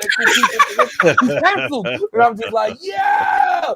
So it's just like one of those things, man. You know what I mean? Like it's a bad look on all parties. I don't think it's a Yeah. bad look on the DJs. I don't. Here's the thing. I'm here to get this party cracking. That's it. Ain't nobody heard your new record. Nobody's gonna dance to your new record. I'm not trying to break a record. I'm not a radio disc jockey. I'm a DJ. Yeah, and that's the questions I ask are: is it officially an album release party? Because then, okay, if it is, then the people came to hear the new album. If it's a club night and you happen to pop in Wiz Khalifa, then you're gonna have to wait your turn. Well, what was the? You know what I'm what saying? does the story say? Is it an album It release doesn't or is say. it? It just says a club Oh, night. So Nah, maybe bro, it was wasn't an just a album club release. night. This dude just showed up trying to front because he's a celebrity, and now he's mad because these cats aren't dropping his new track. Yo, Flo, you're not dropping that new track. I'm not dropping that new track. Adley, you're not dropping that. Nobody wants to hear that crap. They never heard of it. And Ilflo, because you've been on both sides, have you ever brought in your CD to the club and seen the DJ like, hey, And bro, can you bothered play the my DJ play and my asked him cut? to play the record. You've done Why it. did you do that? Shout out to Manuel G. Manny G. Oh, Manuel, God bless Manny you. G. Yeah, but that's the thing too. You know, you gotta be patient. If you're You gotta a be dick, patient. ain't nobody. You know, And this is like jump rope. You gotta wait until it's right time. You know what I mean? If you can double You dutch can't that just- way, yeah, exactly. Yeah. If that's what you're talking about, then you're correct. It's like double dutch. I never had anyone come correct like that to me. It was always, yo, man, this will get everybody to dance. It's like, dude, nobody knows who you are. It ain't gonna get nobody to dance. And we're putting on records, and the dance floor there's no breathing room on the dance floor. So trust me. But you know what we used to do, though, Flo? This is how mean we were back when we were DJs. We knew it was gonna suck, right? So we would hype this cat up, dude, and I was the hype man. So I would rock the mic and be like, yo, check it out, man. Coming up right now, we got this new cat. What's your name again? MC DJ, whatever his name was, you know. This about to light it all up. Come on, y'all. Come on, put him up. And everybody be going nuts, right? Just bananas, screaming out the top of their lungs. Put the track on. Freaking Moses in the Red Sea, bro. It was just fart like that. And I was just looking like, I guess it's Sink or swim. But the tracks were whack, dude. I'm not trying to be mean. Now, once again, how you're talking about it, Ilflo, where it's like you already knew you knew Manuel G. You were like, hey, bro, you know, it'd be nice. Oh, you didn't know Manuel G? No, back then, Manuel G used to spin at Riley's. And Riley's is obviously downtown Bakersfield, and that's where a lot of the party goers go. So I had a party track that I was trying to promote. I stepped to him and I was like, hey, bro, I'm an upcoming MC. I'm trying to get my music out there. Here's my track. You know, if you get a chance, listen to it. And if you like it, play it. And he's like, all right, no doubt. I'll take a look at it. I'll listen to it. I'm like, for sure. And I left it alone. And then I came back next week and I was like, yo, what's up, man? You get a chance to take a look at that track, man? Play that track if you can. And he was like, oh, man, I heard it's dope, bro. I heard it, but I forgot it at home. You didn't hear it. No worries, bro. I bought an extra copy. You don't mess with Ilflo. Ilflo, Hey, man, I love your stuff. And the cool part about it is that, like, you know, I work with Manuel a lot now, and when we linked back up again, he didn't really know who I was. You know what I mean? He didn't, you know, Nocturnal made the introduction, and I was like, yo, I don't know if you remember, but did I play your record? I was like, yeah, you did. He's like, you sure? I was like, you did, bro. Trust me, God. He didn't remember if you played it or not. He don't remember. But was it peak? Was it peak time at the club or was it early? Yeah, it was peak time. Okay. And shout out to Nikki Starborg too. Nikki Starborg was playing, yo. Like he showed love. Shout out to Nikki. I know a lot of. He was at Riley's too. Where was he at? He was Nikki Starborg a DJ? Syndicate. Who is this? Who's this? He's a legendary DJ from Bakersfield. Okay. That started in the late '80s at Roller Rink, and he was taught by DJ Sparkle.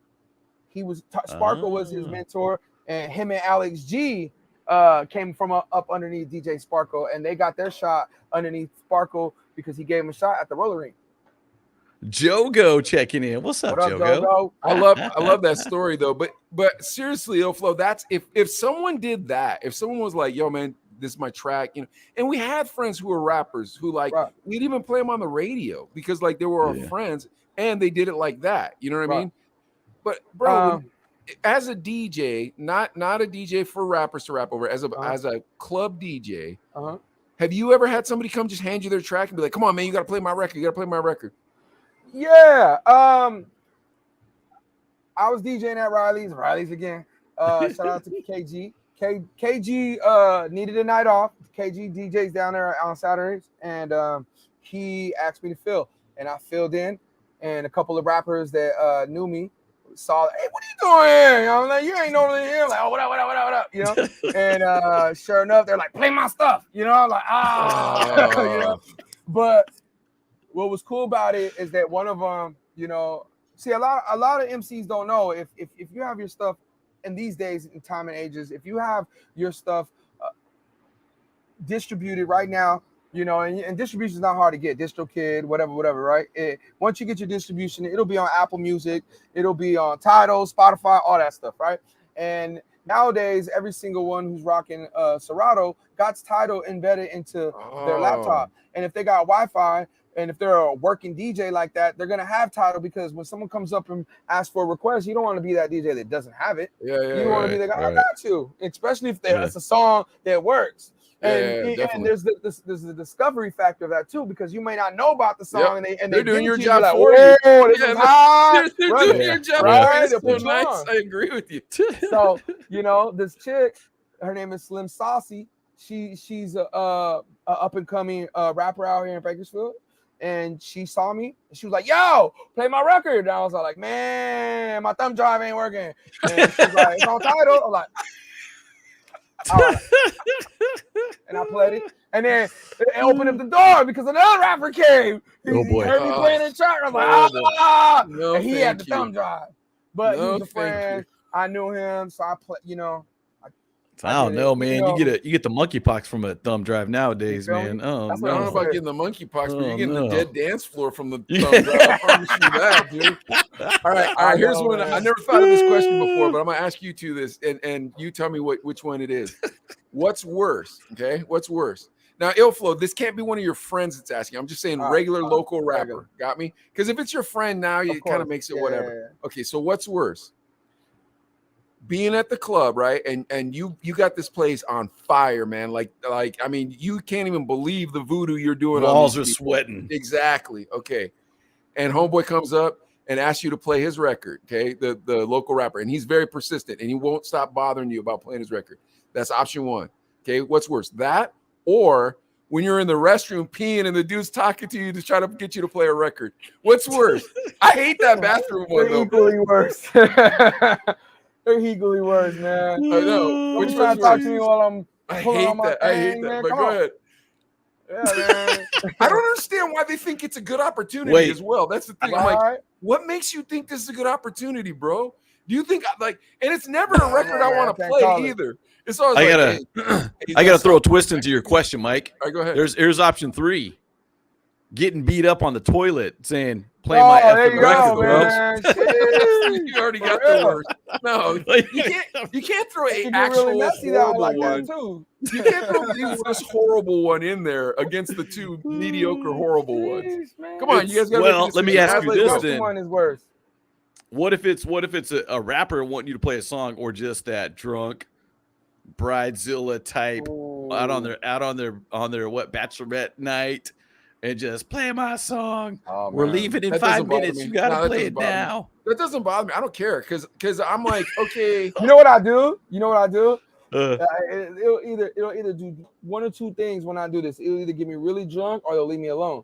Like when they bring something on they bring something on their phone, I'll put they'll say play whatever, and I'll put my phone back on them in their face, and my phone will say I like Modelo's and 805s. Nah. And they'll either go get me one right away and I'll play it, or if it's a song I really can't play, I'll be like, that's good. This dude, Illflow, man, you were teaching these two old guys a lot of young tricks, man. These tricks are amazing. I love every one of them. Haven't you learned so much from this young guy? Yes. I don't know why, because we crossed paths a couple times, but I don't know. We never linked up or whatever, but I don't know why. But it was like, oh man. So this guy's a good time. All right, what's our next story, homeboy? Oh shoot. Okay, so Wiz Khalifa. Wait, real quick, are we boycotting his music or not? Yeah, that's a quick yes or no. I don't know about if I'm boycotting his music, because here's the thing. I don't think I can boycott R. Kelly's music. I'm being honest with you guys. I really, really struggled with this for the past several months. Yeah. His music is too good. I can't not listen to it, and I know he's a monster. I know he's next to the devil. That DJ, go ahead. I was spinning last night, and as I was spinning through my crates, one of his tracks pulled up, and it was one that I like to play. Which and one? I went to go play it, and I stopped, and I kept moving. I didn't play it. Which one was it? It was one from during the quarantine with him and Ty Dolla $ign. I forgot what it was called. Oh no, I never heard that one. Yeah, he had like a couple of bangers during quarantine. He had that, really? Give me no Bammer. He redid that. Don't give me no Bammer. Oh, dude, now you're gonna make it worse for me, Ilflo, because It I was was a just good one, man. stuff. There was a couple of good ones out during that one. Now I'm gonna support his streaming social now because I gotta watch this stuff you're telling me about. All right, nah, man. I mean, dude, who cares? Wiz Khalifa, whatever. If you want to listen to his music, listen to his music. Those DJs right there, they should have knocked him out. That's what like, should have happened. Because that's what would happen with any of us. You know, got security and be like, dude, this guy needs to leave me alone. Well, seriously. Nah, or think about this. Mind? He Back pushes in the day, you. when we had flashlights and we were looking through crates. Somebody comes over to mess with us. I would just turn around with that flashlight and hit him right on top of the head. If it was like that, like they flip my hat off. Nah, bro, you're catching this flashlight. Yeah. Well, if they push you in the chest and you push back and it turns into a little squabble or something, then you call a lawyer. You know what I'm saying? Big, though. He's got money. Check out this thing. He got money. Maybe that's why they didn't hit him. That's why they're going out like that. You know what I mean? I guess if they're going out like that. I'll take a punch from Wiz Khalifa because he's not that big. One, but two. And that wouldn't be a hard punch. Like, you know how people always say that about Mike Tyson? I'll let Mike Tyson punch me for $1 million. Like, I will not. But Wiz Khalifa, yes. And I'll even like open up for it, bro. Like, go ahead. Where do you want it? Go ahead. Anywhere. Right here. In the face. Go ahead. It doesn't make a difference. Ain't gonna do too much. The guy's skinny. See, the guy's super skinny. I don't know how that. He's really skinny. Yeah. His arms are like that thick. Yeah. He's not gonna hurt you. But maybe that's what those DJs were thinking. Maybe they were like, oh man, this is gonna be a lawsuit. And maybe one of them was like, I'm a sock. Nope. Lawsuit. Oh yeah. What, Wiz? You can't push nobody. You can't knock somebody's hat off. What? Here we go. Black and yellow, black and yeah. Look how that crowd's jumping, man. Nobody want to hear that new whack stuff. Maybe that's what they're really doing. You know what I mean? They're egging them on. So yeah, like hoping for that payday. I never thought about it from that perspective, Adley. I was thinking about that. All right, you want to go to the California burglar forgot keys? Dude, that's such a great story. We got the Mace one. I don't know. We got some good ones too. I didn't hear the burglar one. That one's a great story, Ilflo. Chris Brown. Like, we always try to have one weird story in the mix. You know what I mean? So we'll have music stories and then one weird one. Let's go with the weird one, man, because that's the weird one. Yeah. All right. So a Northern California burglar returned to the scene of the crime after he forgot his keys inside a donut company's corporate office.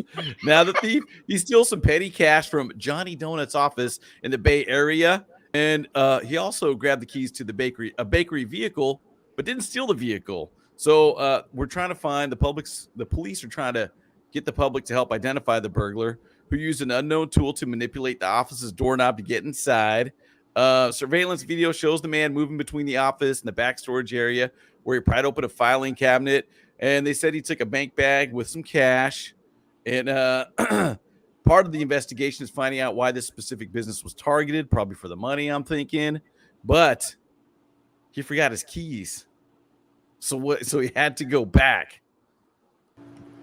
Wait, so he got his keys after he went back and got his keys, or doesn't look like he went back and got them. He just they have his keys. Can't they just go to Toyota or whatever and be like, "Hey, who owns this car?" I don't think it works like that. No, it doesn't. I don't. No. I mean, I feel like it would on NCIS though. You know what I mean? Remember, Ilflo, when we started talking about these keys too. What's that? So I would have left them keys too. I don't know, dude. Maybe he left his neighbor's keys. What if it's a setup, dude? Like, he don't like his neighbor. Ooh. He left his neighbor's keys, and he's like, "Yeah, I'm gonna steal from Johnny's Donuts." And but what if this is what I think's going down? And you guys tell me what you think about this. Because why would you break into a donut factory, right? I bet you these donut cats have something to do with organized crime or something. I bet. I'm serious, man. I bet you. Hey, you ain't never seen a donut shop open at 24 hours. Like, what the heck is a donut shop doing open 24/7? That don't make no sense. All throughout Los Angeles, and I gotta assume Bakersfield as well. It's all donut shops, 24/7, and it's always like a Vietnamese dude. It's always an Asian cat, dude. Getting there at 2 a.m. to start baking donuts. Yeah, I'm always like, man, your life, that's not good, man. I don't want to be baking donuts at 2 a.m, bro. Doesn't even use the cash register when you buy a donut. You give him like $5 for a donut, and he reaches in his pocket to get a couple bucks in change. The register's right there, bro. You're like, oh, it's off the books. I got you. It's like, it's donuts, dog. Yeah, but what do you get? What do you think? You think these guys are crooks? These Johnny's Donuts fellas? What do you guys think? Man, I don't know what's I don't going on know. over there with that. That's some weird stuff, man. Yeah, don't I just think think this the crook. I think the crook went in there to rob the place, got the money, grabbed the keys to a delivery van, and then got out like, oh crap, I I got don't the know, wrong but if it was keys. me, I'd have been breaking in for them croissant sandwiches because this is my favorite. Ooh, with the turkey and the Swiss. Dude, when we were in college, there was a 7-Eleven that sold those croissant sandwiches, and they had Fire. turkey and cheese on them. Bro, we Bastard were sells so them. poor. That was like our luxury meal when we get the turkey and cheese. That was Sunday dinner, man. And Adley would go like this, turkey and cheese, if you please. And I'd be like, where? Man, we're going to 7-Eleven. I was still, man, that made me so That was happy. a spot, But look, man. you guys got to revisit my conspiracy theory here. I feel like this is a Pollos Hermanos type of shit or stuff going on right here. Like this donut thing is all a front for some sort of crystal meth or what's that stuff coming from China now? What do they call that? Fentanyl. Fentanyl or Molly or whatever the kids are into nowadays. Because why would you break into a donut shop? I feel like this cat was probably a mastermind kind of criminal. Stole some keys from some poor sap, left them there so that way you look like adult. And then the donut people, they can't tell the cops that they stole, dope from or whatever it is that they actually had. Nope. So then they're like, out. well, now, yeah, exactly. So now you got to catch this bumbling criminal, but that bumbling criminal has fine art that was stolen from the Smithsonian or something, or maybe drugs. I don't know. One of the two. That's how I'm viewing this. I'm just thinking the dude was high, craving donuts. It was like, you never know, man. They might have had an AC unit he was trying to get to. You know, yeah, true. Last night I was outside of the bar where I was DJing at, and this guy was trying to jack a window unit, a window AC unit, and he didn't think nobody was looking. And I go, hey, and he's like, hey, so you're saying this is like some crackhead stealing? I'm saying this is like some Ocean's 11 stealing. You're saying this is some crackhead you think these guys? I was like, the dude was high. Yeah, I'm craving donuts. They get them croissants in there. Hey, you think that is the weirdest story I ever heard in my life because it's one or the other, right? It's either some sort of crime ring and like this is all tomfoolery to make you think he's a sucker, but in real life he's stealing fine art or drugs or something, or he's just some crackhead who was looking for copper piping. He was like, copper piping and donuts. I'm steal all the copper piping and recycle it and eat these donuts while I'm doing that. Hey, I got to send a big shout out to Uncle Bert, my brother. What up, Bert? What's up, Uncle Bert? What up, Bert? Hey, congratulations, by the way. Yeah, he got married last weekend. Well, they're already married, but did the ceremony. Congratulations on the beautiful ceremony, Adley told me. He said shout out to D-Dubs. He was the DJ down there, D-Dubs. Hey, and Adley said he met his future wife at your wedding, Bert, so look forward to that. I'm just kidding. I'm afraid to say that. I ain't getting married again. Come on. You guys aren't giving any credence to my idea that there's some sort of criminal or activity going on at Johnny's Donuts. Oh, absolutely. There's definitely something going on, but this cat had nothing to do with it. You can't call it though. Yeah, it's all speculation. This is speculation. This is speculation. But I'm saying, but my guy that walked in there because think about this. I'm with you guys on the he's some sort of crackhead. How do you know how to pick that lock though? Because I can't pick a lock like that. Man, you YouTube anything these days. Oh, yeah. You're right. I guess I never thought about that. Hey, let me add to the story, too. Now, Craig Blum, he's the founder of Johnny Donuts. He said his company plans to deliver a few dozen donuts to the police officers who came out to our aid to ensure that we this can is starting to sound serving our community donuts. It was an unfortunate incident, but we're glad no donuts or team members were harmed. Sometimes even the thought of a donut makes you do crazy things. You guys don't remember when Gus Fring brought his chicken down to the police station on Breaking Bad? Neither of you saw Breaking Bad? I remember when that. Gus Fring goes down and he's giving the chicken to the police station. This dude's in the cartel, Gus Fring. I can't believe you've never watched Breaking Bad. It's a dope show. I saw a couple of episodes. I didn't like binge watch it and see the whole thing though. Man, I'm about to get ready for that Better Call Saul. Once they put that whole Better Call Saul on Netflix, I already lost my winter, whatever era it is. You could just check me out because I'm going for that Better Call Saul. I got my wife into Breaking Bad. I love that show. But my point in saying it is this: criminal masterminds always take free food to cops, according to that television program. So now I'm starting to question it again. Adley, when you were reading that didn't make you think about Gus Fring? Oh yeah, it did, but I couldn't remember the name of the chicken. Pollo Hermano. Pollo Love and Hermano. respect, fellas. Speaking of food, Ooh. G-Bug. all right, Pick it G-Boogie, up. thank you so much for joining us this evening. I've been having a DJ heck of a Wifey time. checking in. DJ Wifey, we went on for an hour and a half. What up, wifey? What's up, DJ Wifey? So, all right, what's our last story, Adlai, since we're never going to crack this case? Obviously, we're not supposed to be detectives. What a waste.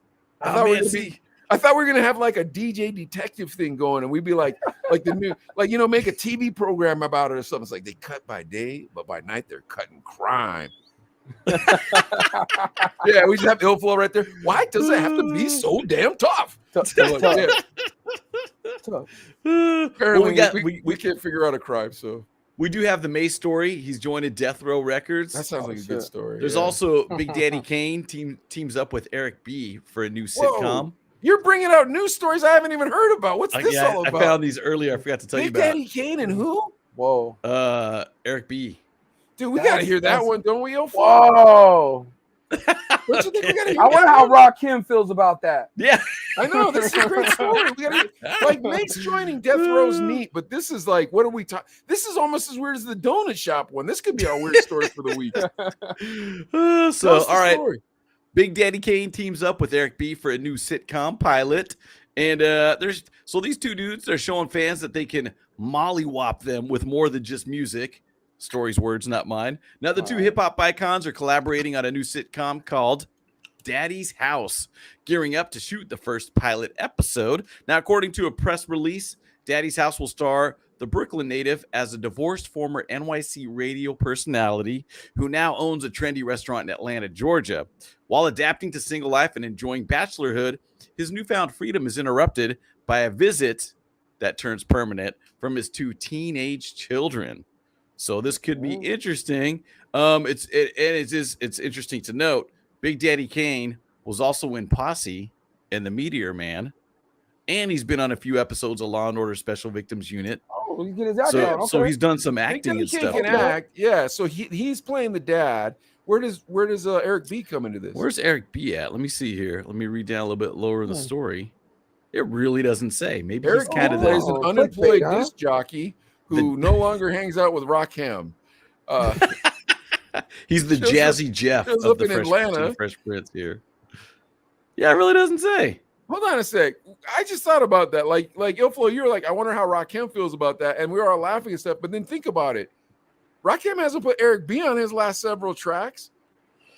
Man, I mean, if you could just, I mean, it ain't hard to tell that they There's just got by to be looking something online, there, huh? Yeah. they There's gotta be something probably ain't there. on the greatest terms. Yeah, but, that's kind of weird, huh? yeah, Well, Eric B's the DJ of the crew.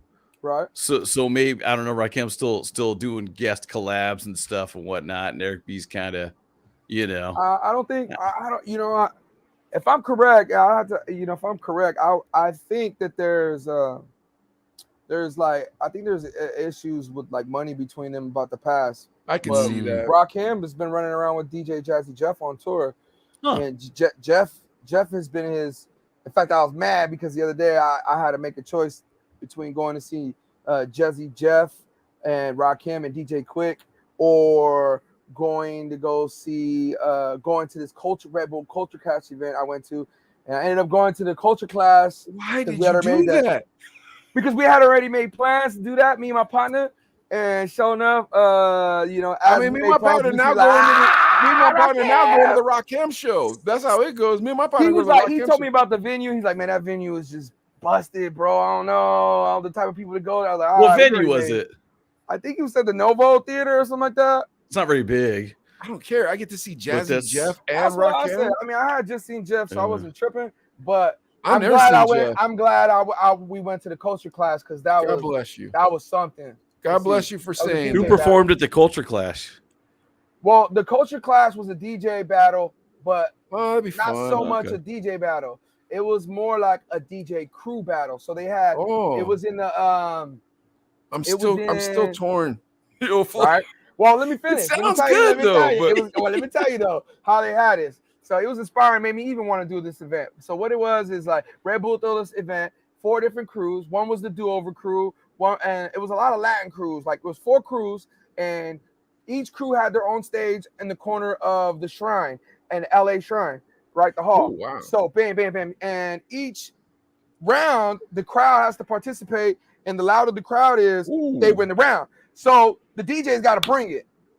Wow, what ended up happening was during the third round, everybody brought out like one person brought out Becky G, the other person brought out Cypress Hill, another group brought out freaking Nina Sky, the other person brought out Cholo Fit, other guy brought out freaking Exhibit.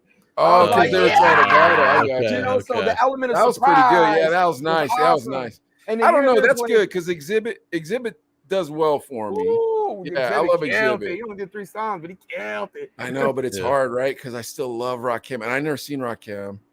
Different eras. And I love Quick. And Quick Manuel G told often. us, if you guys have opportunity to see Quick more often, I like your idea. I'll say this much: don't you want to party with Illflow, Adley? Yeah, I got to come through McMurphy's, This man. dude I'm an like old man, though. That's the problem, dude. That's that, bro. Illflow. Next time I'm in California, I make Adley stay up late, bro. So like when we go to Vegas, I'm the one that runs him up super late. Oh, I'm trying to go to bed at 9:30, man. No, we ain't doing none of that. We're hanging out with Illflow. We're gonna have heart attacks and aneurysms that night, Adley.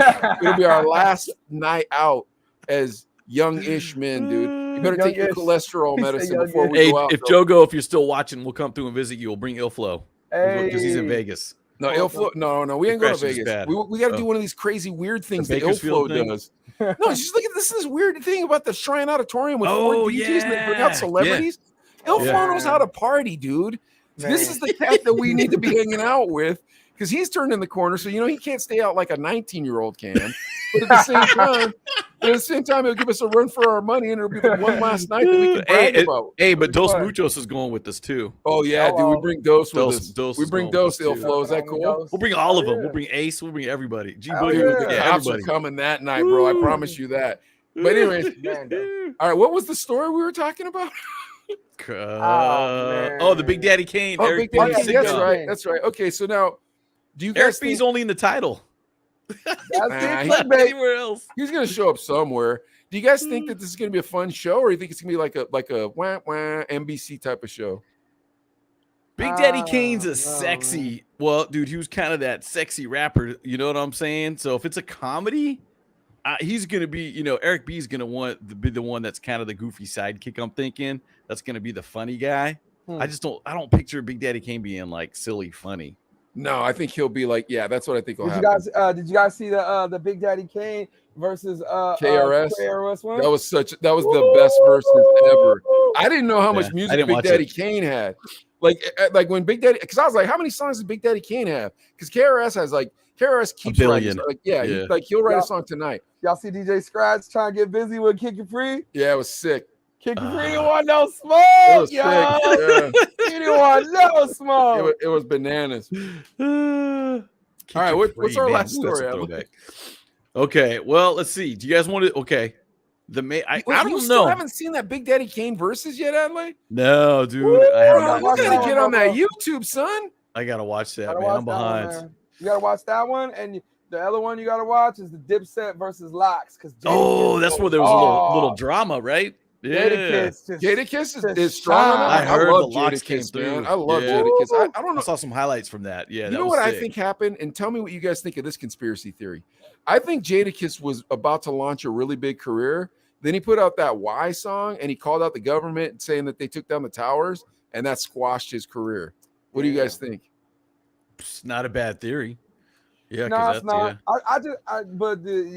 That's not a bad theory at all. But to me, I just feel like hip hop lyrics are not hip hop and MCs are not appreciated like that in the pop culture like that no more. But Jada was like one of the best, but he didn't pop as hard as like Jay or Big. But he was on like, Bad Boy. I mean, phenomenal MC, and then great voice. Maybe. Maybe Bad Boy wasn't the label for him. I wouldn't argue with you going for it. You know what I mean? You think Bad Boy did it to him? Bad Boy had really Bad Boy was the party, records. The shiny suits. Bad Boy would have made him. He should have stood with Bad Boy. Bad Boy would have put him there. You know what I mean? He went with Rough Riders and he took the grimy route, and he wasn't on DMX. So. You're talking about the solo stuff then? Yeah, I mean, Jadakiss did as far as blowing up. You know what I mean? Like, you don't think he was grimy enough to be grimy though? Is that what you think? I thought he was. He's nice with the lyrics, but what's popular in culture. Although we as hip hop heads, appreciate the lyrics Yeah. that he's kicking, Absolutely. it's evident that pop culture that's not what's selling. Yeah. Soldier Boy at the time was out of here. Yeah, We know he yeah. ain't got bars like that. Yeah. Yeah. But that's just how it goes. That's correct. Yeah. I As don't long know as how he's we making a living, that's what I'm That's saying. it. Dude. And he As long keeps as putting making a out living. music. I'm Yeah. happy. Oh yeah. I don't So know how we I- got talking about Jadakiss. I don't either. Verses. We was talking about verses. Say we were talking about Rakim, and then and Big Daddy Kane, and then Oh we yeah, was then we like, talked a yeah, little yo, bit Okay, about okay, Jada okay. versus KRS. Yeah. All right, what's our last story? Adley? What do we Man, got? there's still some good ones, man. I got the Mace on death row. Chris Brown charges $1,000 for a meet and greet. Says it's worth it, which I think is cool. That's a good story. Yeah, that's a hustler. What else? The Biden calls Britney's sentence, what do you call it? Unacceptable. Dude, The we got to Brittany do Griner? that story. We got to do that story, and then if we have time, let's go back and do one more music story. Is that fair? Okay. That way Okay, we have this is one good. political story. All right, here we go. Okay, so Brittany Griner, we all know her from the NBA. She was busted in Russia, coming out with some vape cartridges that had some cannabis in them. She just got sentenced to a 9-year prison term. Now Biden says this is unacceptable. He's made clear that the U.S. government's focus was to bring Griner and another detained American, Paul Whelan, home from the Russian prison. Today, American citizen Brittany Griner received a prison sentence that is one more reminder of what the world already knew. Russia is wrongfully detaining Brittany. That's a statement from President Biden. It's unacceptable. I call on Russia to release her immediately so she can be with her wife, loved one, friends, and teammates. My administration will continue to work tirelessly and pursue every possible avenue to bring Brittany and Paul Whelan home safely as soon as possible. But she got a sentence 9 years in a Russian prison. Excessive? What do you guys think? I don't know, cheese, dude. so Go ahead. I'm pro marijuana, so I am too, but at I'm the same pro time, choice. like I'm pro marijuana. Like I sell THC at my shop, so like I'm really pro marijuana. But at the same time, man, whatever the rules are, those are the rules. That part. You know what I mean? Like those are the rules, man. It is what it is. If you're not pro marijuana and you're the government, I guess those are the rules, and this is how it gets down. You have to admit, and you guys I think both of you guys should know that you have every opportunity to be mistreated by the police. Okay, guess what? Now you have every opportunity to keep the police from mistreating you. You get where I'm going on that, you guys? Absolutely. You know what I mean? Because like I see a lot of cats that try to pop off the cops in Pittsburgh, and I'm like, you're dumb. Like whatever they did, whatever they thought you did, you're now gonna have been did. Or you could just be like, yes, officer, no officer, and whatever happens, happens. When I'm seeing this story, I'm seeing someone who's like, I'm above the law. I'll do what I want. I'll smoke weed in Russia. Yeah, it's illegal. What do I care? I'm gonna smoke weed, and it's illegal to be gay in Russia. Oh well, I'm openly gay. And it's like, okay, but how about this, man? It's illegal? Whoa, I didn't know that. Yeah, That's crazy. It is. Yeah. I'm just reminded at the end of the day, I'm glad I live in the United States. Exactly. First and foremost, because man, she probably in the United States, what she did, not a big deal. Nothing would have happened to her. Zero. Yeah. Over there, man, another country. Even if you are a football or a basketball star playing in your Russian league or whatever, and you got fans coming up, taking selfies, wanting your autograph and everything, you don't mess around over there. And that's just another reminder. I'm glad I live here. Period. Yeah. No, I'm with you on. I'm glad I live here, but understand something. When I was a kid, me and my dad, we go down to Mexico all the time. We go down to San Felipe, right? And whenever we saw Americans, it was like, man, this is gonna suck. And we didn't want to be anywhere around them. We didn't want to be associated with them. We didn't want people thinking they were us. Because Americans would go in and pee on the street and hit on some dude's wife who was, working hard and over drink and vomit and all this. And it's like, man, I don't want people thinking that's who I am. Right. My point in saying that is to say this. Americans do that. They go to other people's countries and they're like, yeah, these are my rules. It's like, no, man, this is their country. You got to start. You got to follow their going rules. to someone else's house. If they ask you to take off your shoes, man. Don't disrespect. Yeah, it's their house. Or if not, leave. So it is what it is. So like from what I understood from hearing podcasts, and I heard it on the Fighter and the Kid podcast. So I don't know how true this is, but from what I heard from that podcast was she had gone to Russia with weed plenty of times, but she was friends with some of the oligarchs. So the oligarchs would always tell the cops, hey, leave her alone, leave her alone. Well, this time she went, but all the oligarchs got all their money seized from, overseas and stuff like that when the war started. So they couldn't protect her. So the cops just ran up on her. Okay. Now you can believe that story. Okay. Here's the next thing. Think about it for a moment. If your country is in a proxy war with the country that you're going to play basketball in, do you really still need to play basketball? Yeah. Do you probably don't want to go there. Do you still need to play basketball? And if it's really that tough that you do have to need to play basketball, do you really need to take your weed with you? Man, you just gave me an epiphany like a mug. And this goes to DJing. Like, not every DJ gig is for you. Me and my partner Dose, we always talk about this. Like, you don't gotta take every gig, man. 100%. You know what I mean? Sometimes it's not meant for you, and trying to force something and do something against the grain, it's not gonna work out. Yeah, we've had plenty of those. And you go home feeling like you couldn't rock a party anymore. Maybe it was all luck, like all that stuff. But here's the thing: when you mature and you recognize I don't need that club or I don't need that whatever. Okay, but if it's a monetary thing, it's like, no, I have to feed my family by playing basketball in Russia. Yeah, don't take any weed with you. You know what I mean? I'm being honest. Yeah, be smart. You know what this reminds me of? It reminds me of the time that American college kid, he spray painted that car in Singapore. Do you guys remember this? Was that the caning? Yep. We couldn't remember. I was talking about that today. So we couldn't remember what he did. This white kid, he was spray painting cars in Singapore, thinking he was funny, right? Spray painted, like just trying to be a wise apple. He's American. So Singaporean government caught him. They're like, okay, cool. Your punishment for that is caning. We're gonna cane you with a stick. Yeah. Beat him so with of course stick. now this dude's mommy and daddy are pleading to the government. Oh, this is such torturous, blah blah blah, so bad, blah blah blah. It's like, bro, you're not in Bakersfield. Don't tag, because if you get caught in Bakersfield, you're tagging. Whatever the fine is, whatever the fine is. If you get caught in Singapore, you're getting caned. And that's what happened. They caned him, and everybody was up in arms. Oh, so bad. Oh, so bad. I didn't think that. I thought this: Americans, do better, because I'm one of you.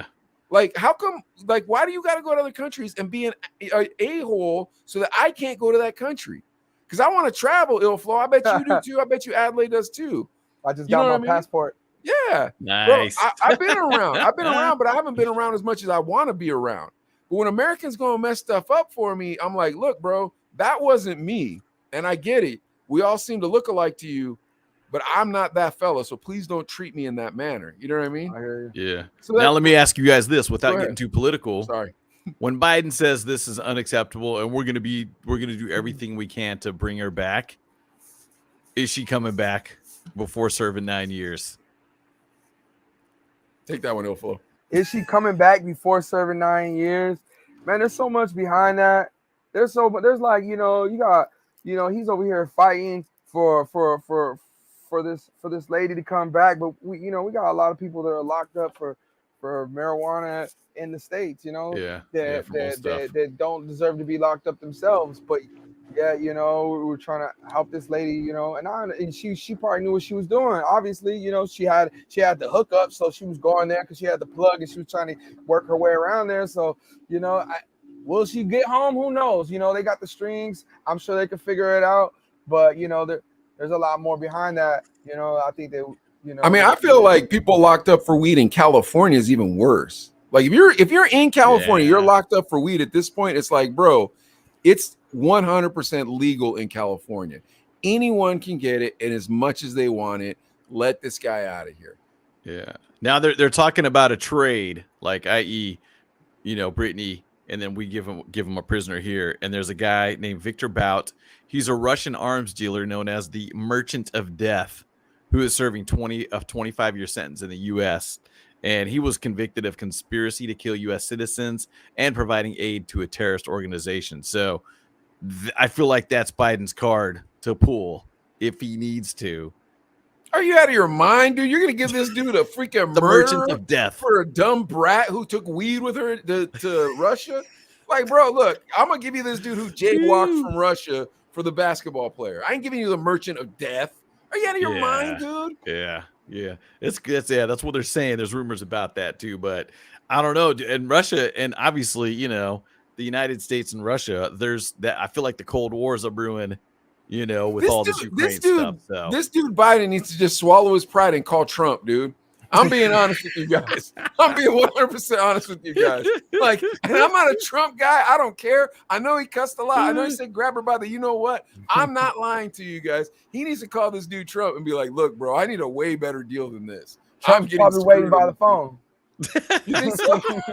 Well, he's even openly admitted Brittany Griner, she screwed up. Yeah, she made a mistake and she got what she deserved. He's already said that. So dude, 9 years in a Russian prison, bro. What is a Russian dude? The Russian prison is like your worst nightmare. You know what I mean? I just picture rats crawling on you when you're trying to sleep. And those scary white dudes, and they're all jacked, right, walking up on you. God knows how many of them are Aryans. They all look like Aryans. It's like, oh man, I'm gonna die today, man. Oh, big beards. She's crying every night. Though. But some of them Russian women. Right. Ooh, that's probably worse. Yeah, dude. There's that Russian MMA fighter that I can't remember her name. She smokes everybody though. She's a fighter. She's a good fighter too. Ooh, she better make friends. But oh man, don't speak the language. Don't talk back. Oh man, nothing. could you imagine if she's talking back too? Like, what are you gonna do to me? And just bam. I bet you everybody calls her racial stuff in that place, man. That you're gonna have 9 years of those people calling you racial stuff, rats crawling on you. Oh, dude, and they're treating you like crap. Oh, the guards are probably, dude, and the guards are probably like, your country is sending weapons to the enemy. Yeah. There's your food. Yeah. And they don't have basketball courts there, man. So she can't even try to can't even get a hoop on. Yeah, you know what I'm saying? And people like, dude. So yeah, she'd be like, I'll be on your team. Yeah, you in here for some weed? Play on your Olympic team. Man, this is some bull. Knowing damn well you smoke. Dude, I'm telling you, there's no way I would have taken weed with me. I'm like, dude, I'm not taking weed. Are you out of your mind? I don't need to get high that bad.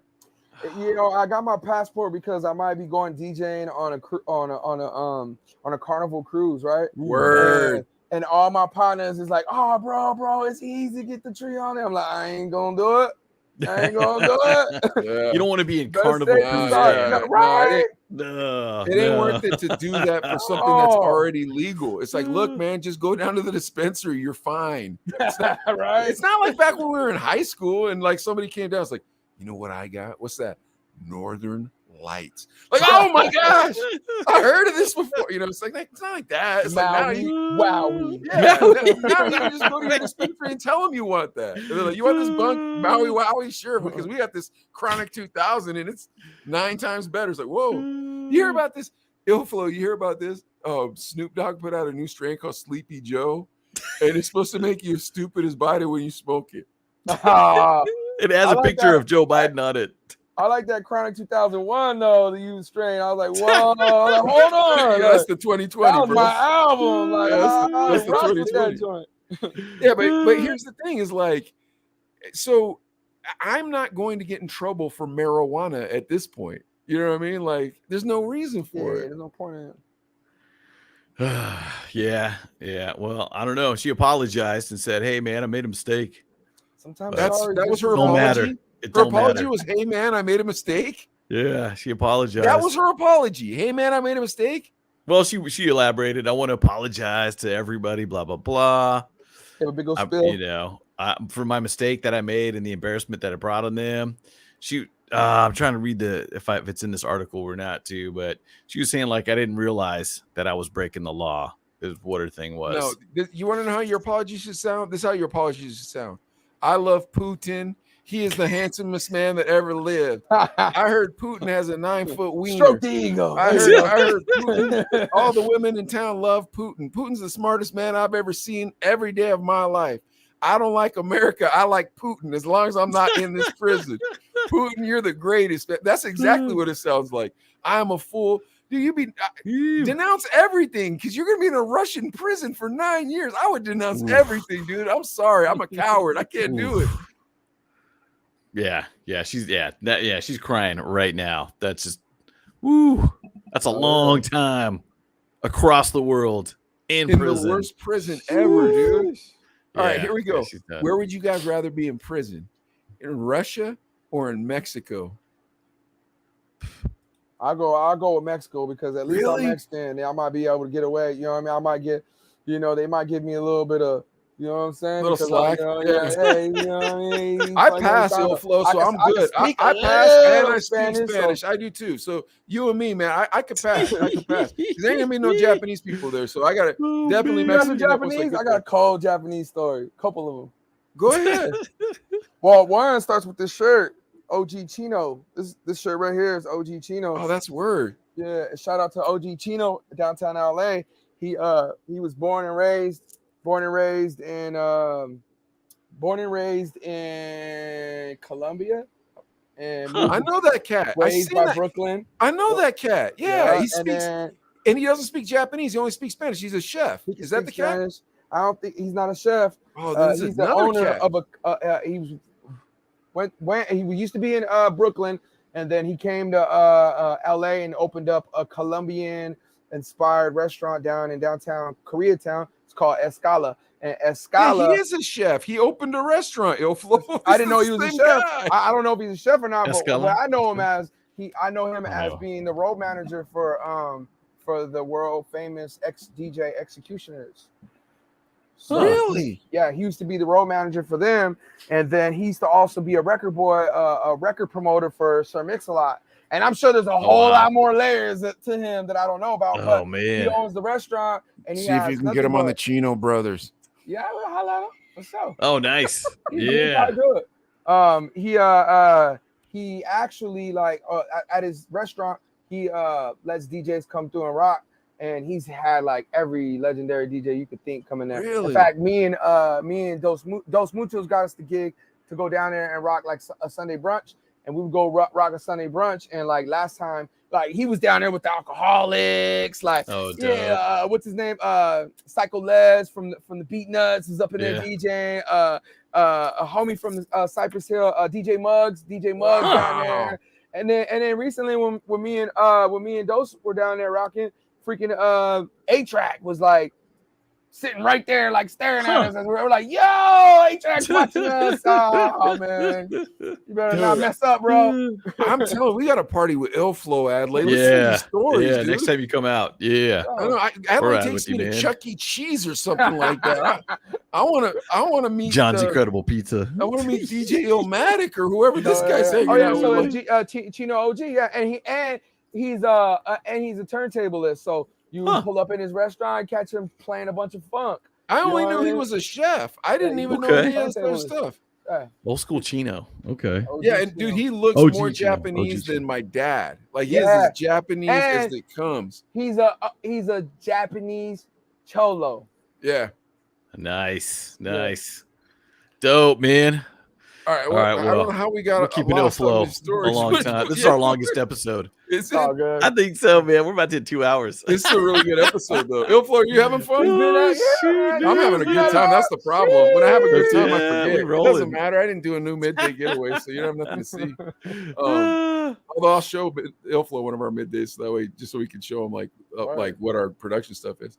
All right, guys. Well, we're gonna wrap this up, man. Poor Ilflo. We kidnapped him for 2 hours, but these stories are too phenomenal. Yeah, we gotta have you back on, dude. Did you have a good time? Word. Hell yeah, definitely. I know there's more stories too. I know, dude. Those like that's the problem. We're cracking all the stories, but there's just so many of them. It was like sometimes Ilflo will have a guest on here, and I won't even say any names because all our guests are dope, and they'll be DJs. So we expect like this magic and stuff, and they'll be like, "Yeah, right. I have one gig that I've done for 9 years," and we're like, "And that's the end of the story." You know what I mean? All right, guys. Next time it's you and Dos Muchos, Ilflo and Dos Muchos. Hey, oh, that'd be a sick show. That would be the best show. Hey, make sure Dos Muchos on that Wi-Fi, bro. Good Wi-Fi. Oh yeah, dude. All right, we drove down to McDonald's to use a Wi-Fi or something. We're like, where are you going? You guys want to get Starbucks? You guys want to get shout outs on the way out? Ilflo, yeah. Who you shouting out? Man, shout out to the whole, shout out to the whole Bakersfield DJ community, man. Shout out to all my Santa Maria's peoples. There's too many of y'all to name. Sheesh. Who else? Shout out to the BJIOS. You already know all my peoples out there. And yeah, love, peace, and harmony. Hope y'all, Hey, Mike, should we have Stay him blessed up. do a Chino Bro shout out Yeah, real dude, quick? go for it, Solo yeah. screen. We're gonna give you solo screen, so just do All a right, drop no for doubt. us. Yeah, whenever you're ready. Yo, what up? It's your boy DJ Ill Flow, live in the mix. Y'all know how we do things, man. Shout out to the Chino Bros, man. What up? That's pretty good. Nice, That's pretty good. nice. One take, Jake, bro. Nice, All right, nice. so where you at? One more time, Illflow. It's at DJ Illflow At on DJ Ill Instagram, Flow Facebook, on IG, Facebook, and Twitch, and YouTube. and illflow.net. Illflow.net. When the new gear drops, he'll show you. He'll have it out there, and it's for his bookings. Yeah. All right, you guys. Don't forget to follow us on TikTok. If you're on TikTok, follow us on TikTok. The Chino Brothers. We're about to get kicked off, so follow us before they kick us Got off. that warning. Yeah, we got that. We got a lot of the warnings. All right, guys. Thank you for watching the show, and we will see you next week. Follow us on YouTube, Chino Brothers, Facebook, Instagram, blah, blah, blah, blah, blah, Twitter, all that crap. All right? See you guys later. Thank you. Bye. Peace. All right, hang out, Illflow. We're going to be in the green room. Hold on. Bang, bang.